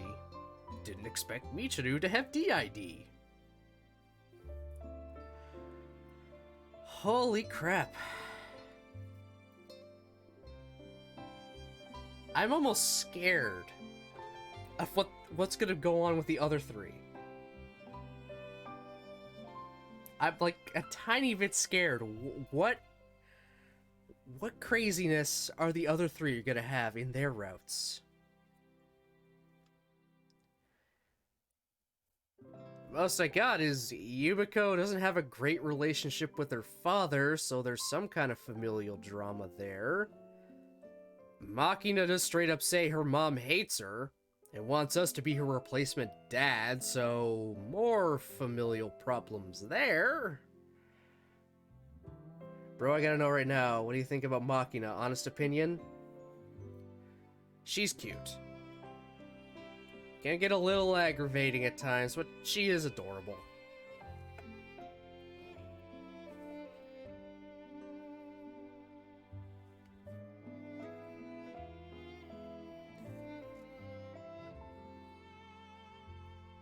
Giving her VA props though, she really does make her sound like the kid, a small little kid that slurs her words. Not joking, my whole community hates Makina? Seriously?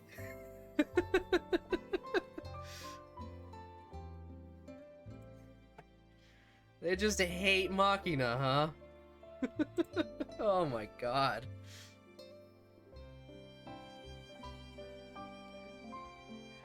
I must say, she is cute.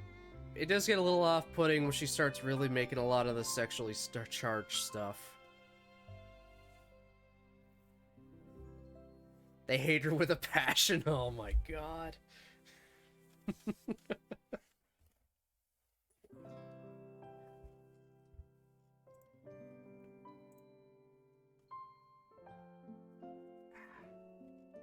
はい私と風見さんは幼い頃にしばらく一緒に遊んでいたことがありました Incidentally, back then we called each other Sachan and Yukun. ゆうくん Bro, for me it's the Onichan Papa stuff. It just makes me feel yuck. Yes.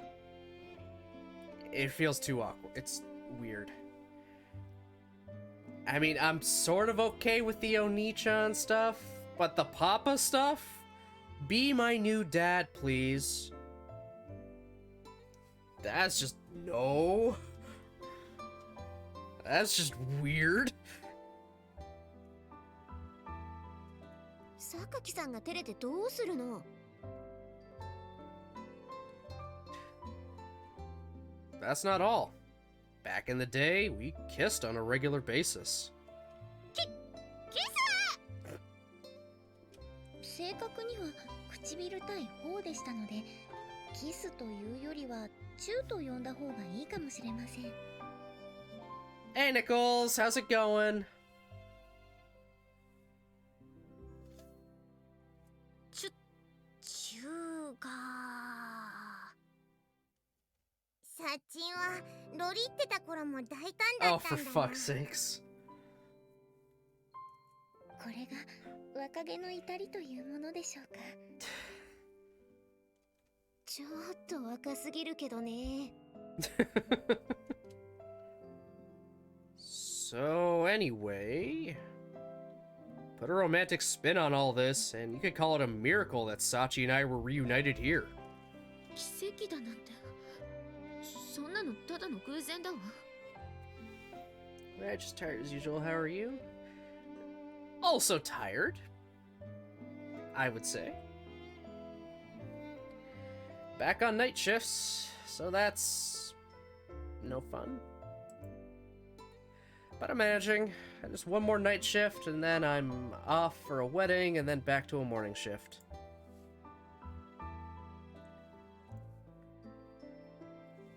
You definitely missed a lot, Nichols, I would say. Oh.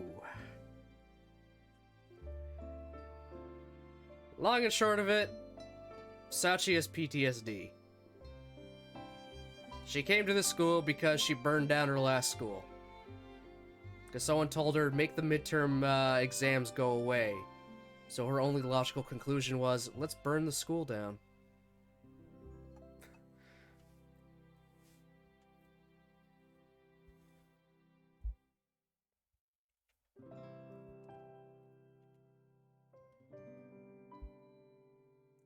Call it what you want, the odds of us meeting again were incredibly low.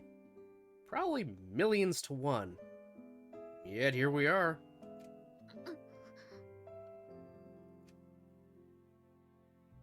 Also, how our romance starts off isn't the most important thing. What matters is how you grow into it. Well, that's a choice. Yeah, definitely a choice. Sachi, losing Yuji to other girls, to use my trump card.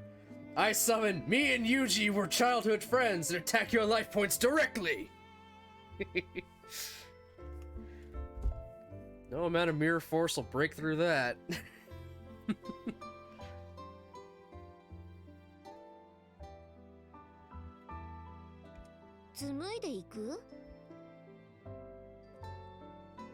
Yeah. I know Sachi probably doesn't have clear romantic feelings for me yet. But when I found her, she'd been waiting for me in the pouring rain for an entire day without even an umbrella. I've been thinking things over seriously ever since then, and I've made up my mind. Apparently, it's super effective. Yeah, clearly. I want to see her happy. So I'm gonna make that happen, whatever it takes.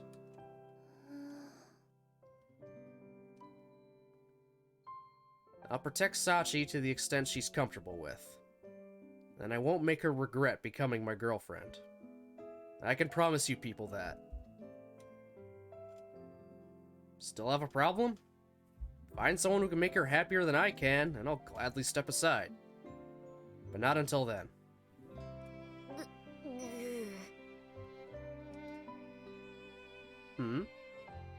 Seems I've reduced Amane to illiterate grunts.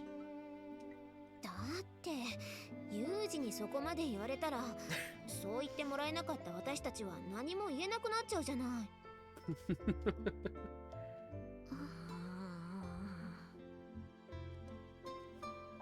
Amane's tone of voice is vaguely sulky. Not unexpected in her case, but I'm slightly surprised to see Sakaki and Michiru showing similarly mixed emotions on their faces. つまりお兄ちゃんにここまで言わせたサッチンの勝ちってことだな。 Oh my god. Yes, it's a competition, Makina. 勝ち？風見裕二という男を奪い合う戦いに見事勝利したのよ。 Soul scrap of man meat. Oh my god. Like how Amani is always just thirsty and yes. I don't know why she wants Yuji. Again, he's kind of an asshole, but Amane is gonna be Amane.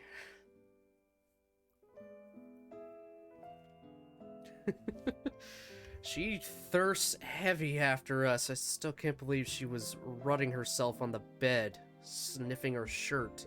Ugh. Like, good God, woman.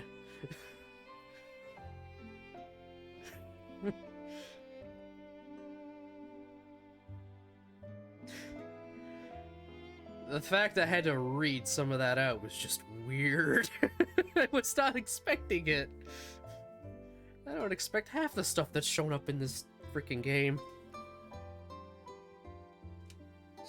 そうなんだ。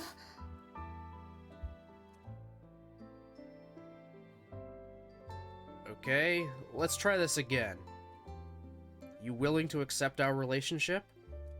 お前らそこんとこどうなのよ。ここまで言われたら認めるしかないんじゃない？ Bro, the unrated version is even more wild. I can imagine. No way in hell I'd ever be able to play that here on stream. But maybe if I'm curious, I'll buy an unrated version for myself. And then give everyone the cliff notes.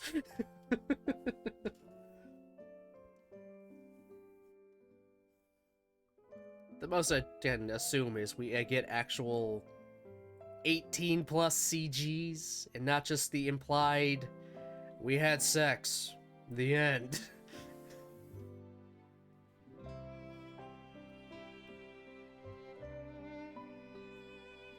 そうね。私もそう思う。 Yeah, basically that an entire 60s, okay. Figured as much. どういうことらしいのよさ。 That includes Machina, unfortunately. She is in the game. It's expected. She caters to a different audience.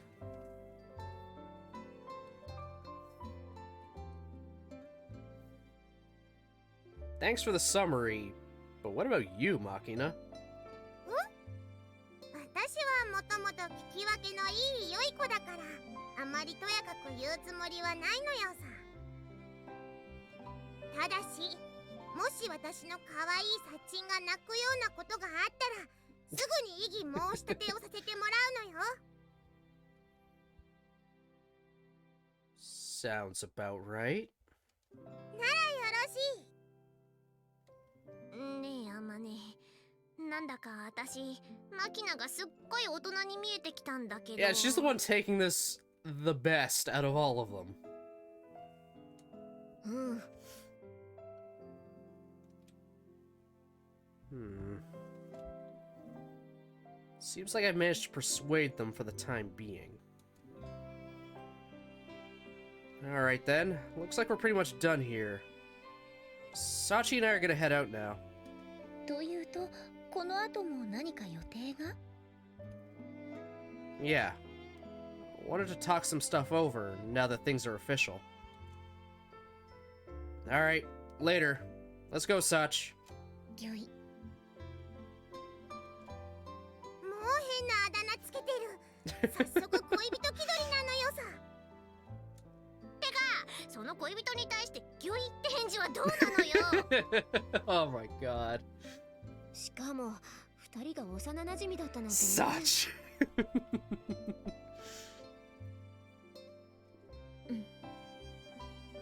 Damn, Yumiko. You're like clearly the most jealous, I think. 確かに言いたいことは山ほどあるわ。でも、時にはああいう強引さが人を癒すのかもしれないわね。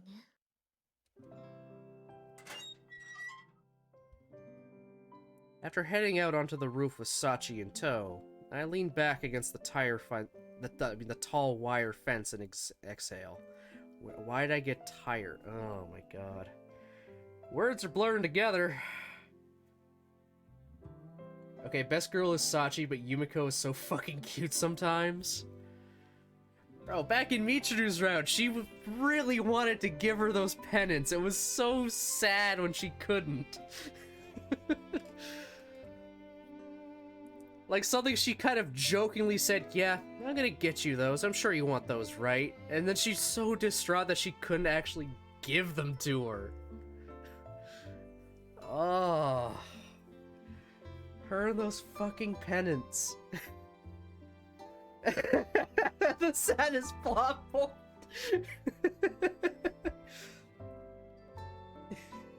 Oh god.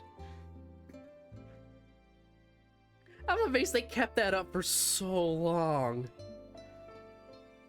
They even made a point of that they're hanging up in Michiru's room now too. Those fucking pennants.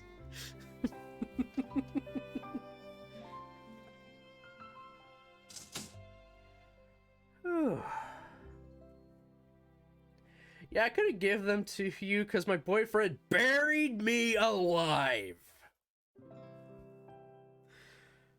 That was also fucked up. Yeah, you want to be dead? Alright, you're in the ground. That was really fucked up. Just literally bury her alive. And then after she comes out of that, alright, let's date. Like, fuck.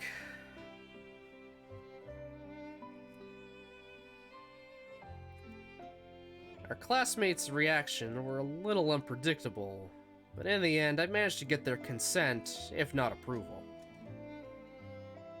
With our relationship established, I'll be able to spend more time around Sachi without it seeming unnatural.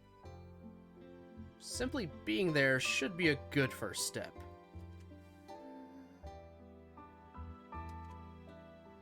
Sachi stands at my side with typical excellent posture, staring off vaguely into the distance, as if lost in thought. Sorta threw things into a commotion the instant you got out of the hospital, didn't I? You feeling alright? はい。3日もお休みをいただいたので、体はすっかり元通りです。That a fact? はい。Even so, she responds to my question immediately, turning toward me with a pleasant smile on her face. To be sure, that's all completely standard Sachi, but the way she was gazing off absent-mindedly instead of waiting attentively for her next orders is a little unusual. Also, I know this is a little late in the game, but sorry about springing the girlfriend thing on you out of nowhere. いえ、そんなことはありません。風見さんにそう言っていただけるのはとても嬉しいことですから。Happy, huh? If what Sachi calls happiness now was really something deserving of the name, I don't think I would have gotten this worried about her. At the moment, she's buried her feelings so deep that she can't even give herself a straight answer about whether she likes me. But for the same reason, becoming a formal couple should be a meaningful development. The whole Michiru in a casket scene from beginning to end was so incredible though. From seeing the girl's distraught reaction to seeing Michiru slowly realize how precious life is amazing. Top 3 scenes in all of VNs at least. It was a very good scene. She wanted to die. Yuji gave that to her, and she just came to the realization, I actually want to live. And fought her way out. One moment.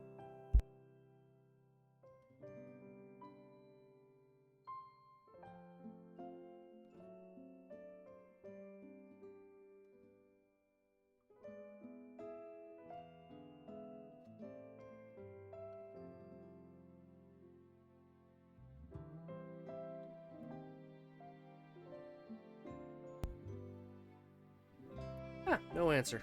So, scam call. It was a wild scene that just appeared, came out of nowhere, kinda. But it was very, very well done. As much as she said she wanted to die, she crawled herself out of that grave.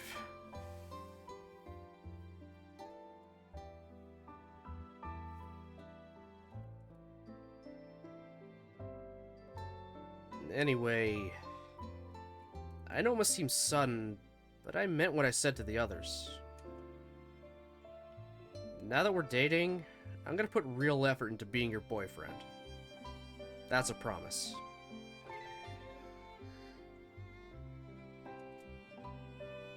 Fair warning, I'm planning to give you a few pushes forward to help you be yourself. 私が私でいられるようにというのは何やら哲学的なお話ですね。BTW, Michiru and Yuji do the deed almost immediately after that scene, like as soon as they get back into the school. I had a feeling when they're in the bathroom, you know, the big grand bathroom, and Michiru came back in while we're bathing and said she'll rub our back and clean it. I had a feeling that's what actually happened. Glad to be alive, sex.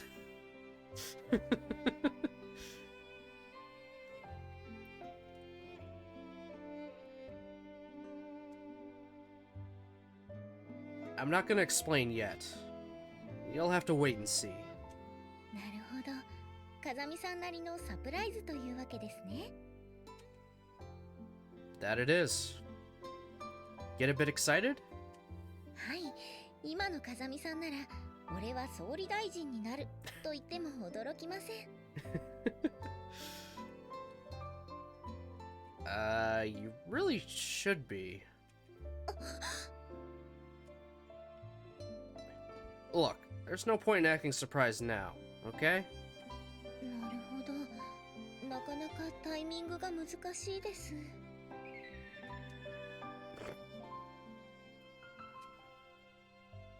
Even in casual, aimless conversations like this, Sachi's self-imposed rules regularly assert themselves. No matter what happened in the past, she's a student at Mihama Academy now. In that case, we may as well get her a few appropriate memories to remember her student life by. I think that's what Sachi needs more than anything else right now. It's not going to solve all her problems, but it's a necessary start. Okay, here's the thing. Now that we're in a relationship, there's three things I want you to try to do for me, Sachi. それはズバリ、風見さんの性欲、愛欲、肉欲を満たすことですね。Yes, Sachi, we're just gonna fuck like rabbits at all moments.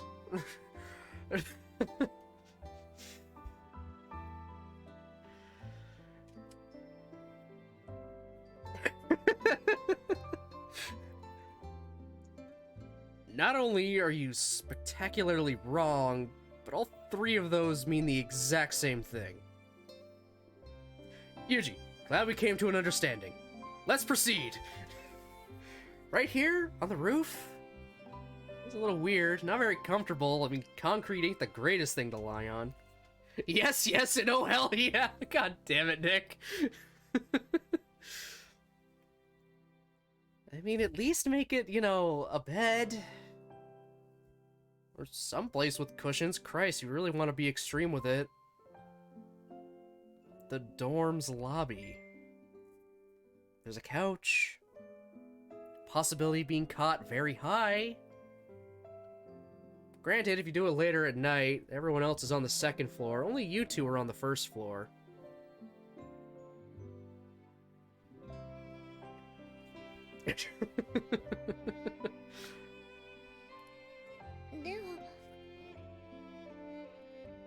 Number 1. Try to spend as much time with me as you can, within reason. なるべくということは寝るときやトイレ、お風呂の時間以外と考えていいのでしょうか。 Roughly, yeah. But I'm not looking to establish any hard and fast rules here. Don't think too hard about these. わかりました。 Sachi closes her eyes and nods slightly to herself in a familiar gesture. Come to think of it, this probably signifies the moment she binds herself to a new precept. Okay, second up. はい。 From now on, I want you to try and actively think about the reason behind things. 理由を考えるですか？ That's right. Remember that time a while back when Michiru asked you to bring her a metal bat? それは風見さんと一緒に大浴場のお掃除をした日のことですよね。 And you used your maid outfit as a mop? The second time we seen you in lingerie? That's right. At the time, you told me you weren't interested in the reason Michiru wanted the bat. But I think you'd be better off showing a little more curiosity about things like that. For one thing, some effort in that department should help cut down on those weird misunderstandings you're always making. Bro, I think we still don't have an explanation as to why Michiru wanted that bat. Yeah, it never came up again. Why did she want the bat? Did she want to get more practice in for when they had a sports day?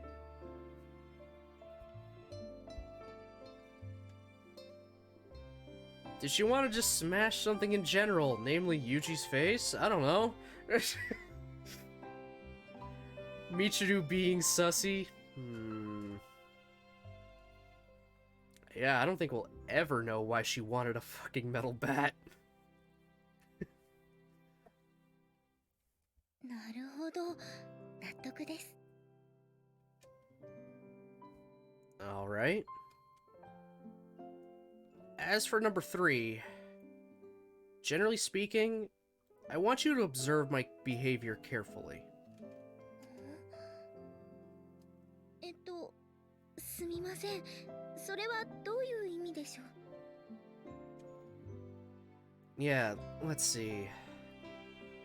As your boyfriend, I'm going to spend a lot of time with you. We'll do plenty of things together and talk a lot more than we used to. So, as my girlfriend, I'd like you to actively make note of how I act in any given situation.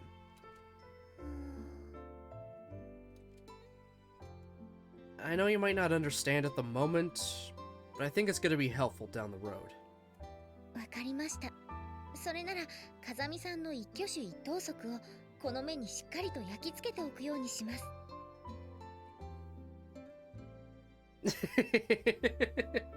That's what I was expecting, her to literally be like...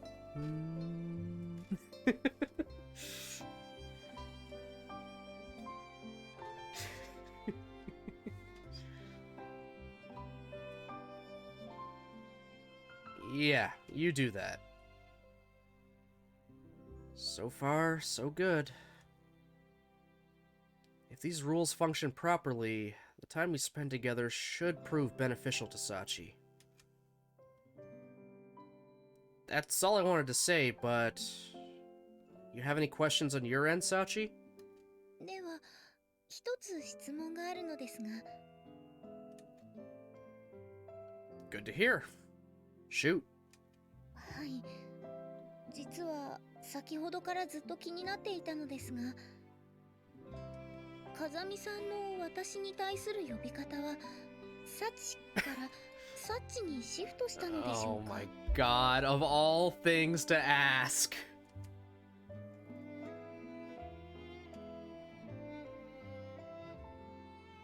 I was just thinking how unusual it was for you to be staring off into the distance. But you were worrying about that, of all things? 何を言うんですか、風見さん。呼び名は日常生活はもちろん作戦行動下においてもそれなりに重要な役割を担っているポイントですよ。もし風見さんのコードネームがマッドハッターではなくみちる様だったら通信のたびに嘲笑がこぼれ仕事どころではなくなるはずです。You know, Misha would bite your leg if she heard that. More of oh my oh my god. Let's bring that back. Call you Satcher.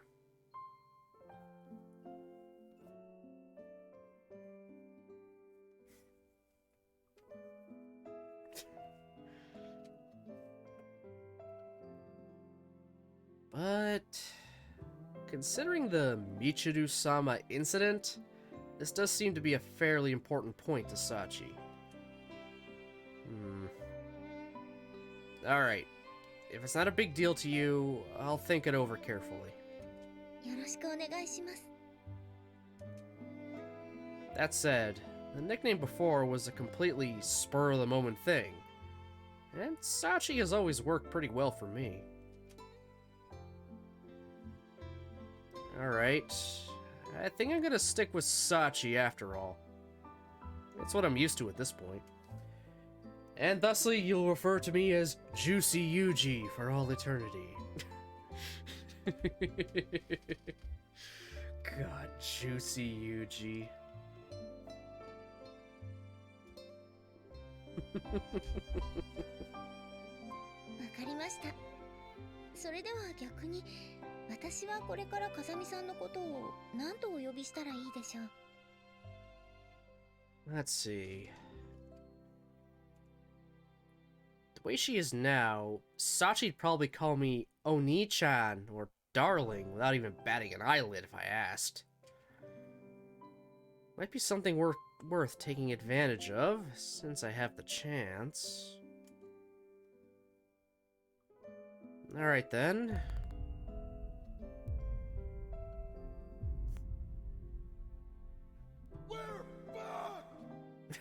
God damn it. Why does he want to be called Oni-chan? I don't know! This man has a sister fetish.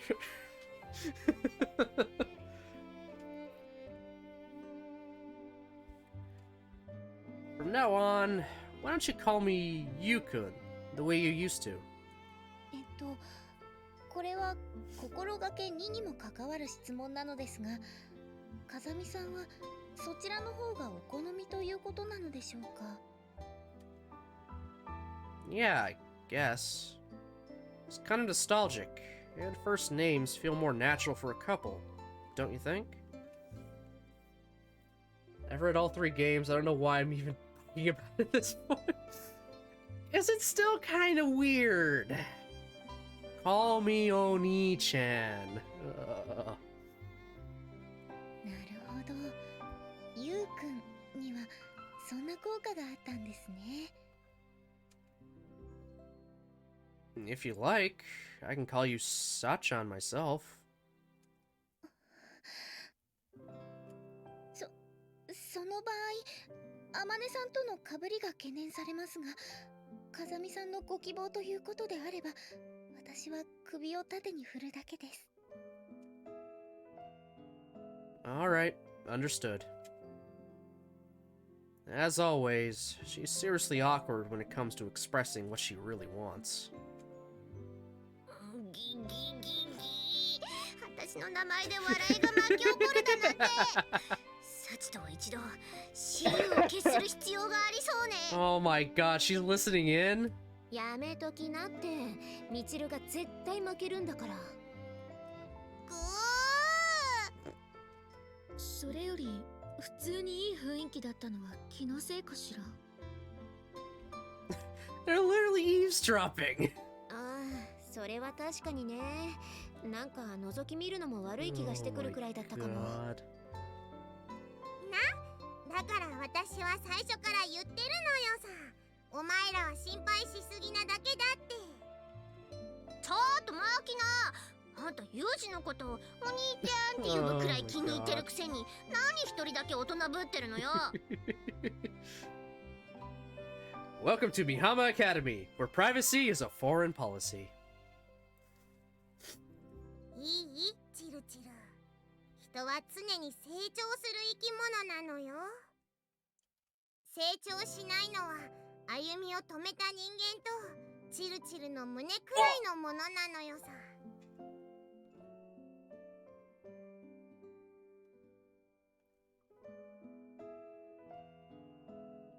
Holy fuck, Machina.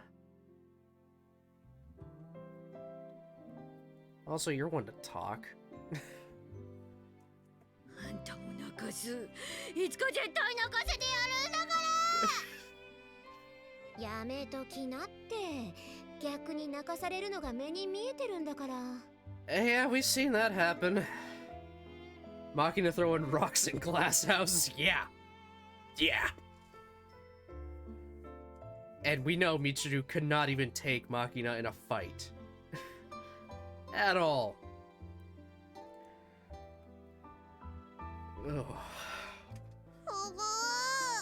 負けるな、負けるな私。 Oh, hallelujah. I was waiting for this. セーブしますか？ Twin maids, the hell? Okay, that'll be interesting. Alright.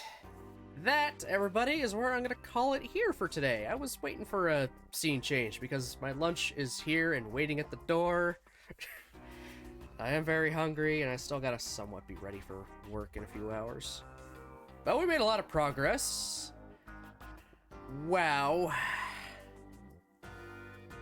Wow.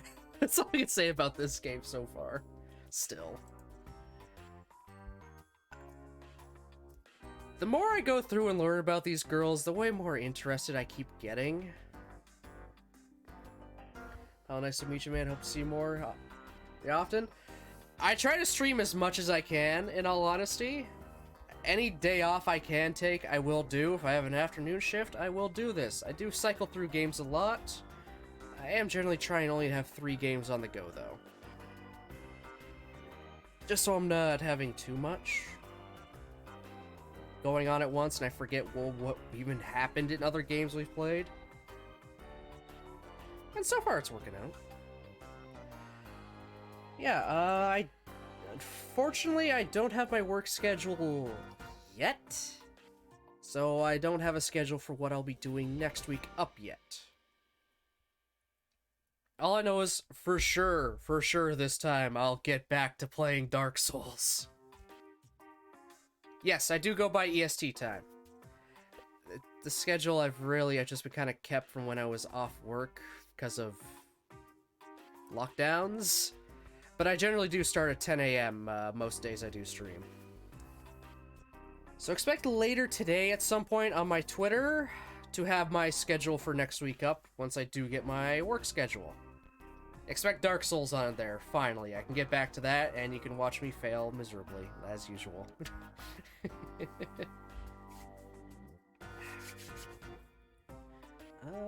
Is there anyone I can send you all off to?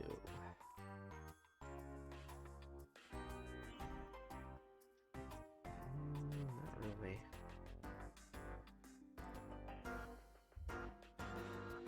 Yeah, so I think I might just pass on the raid for today.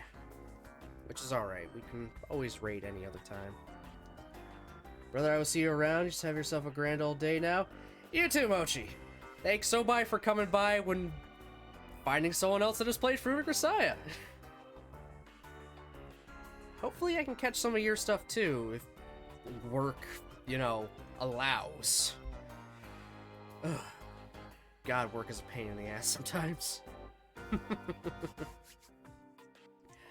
So yeah, thanks everyone for watching, commenting, and lurking, and following. I appreciate it very, very much.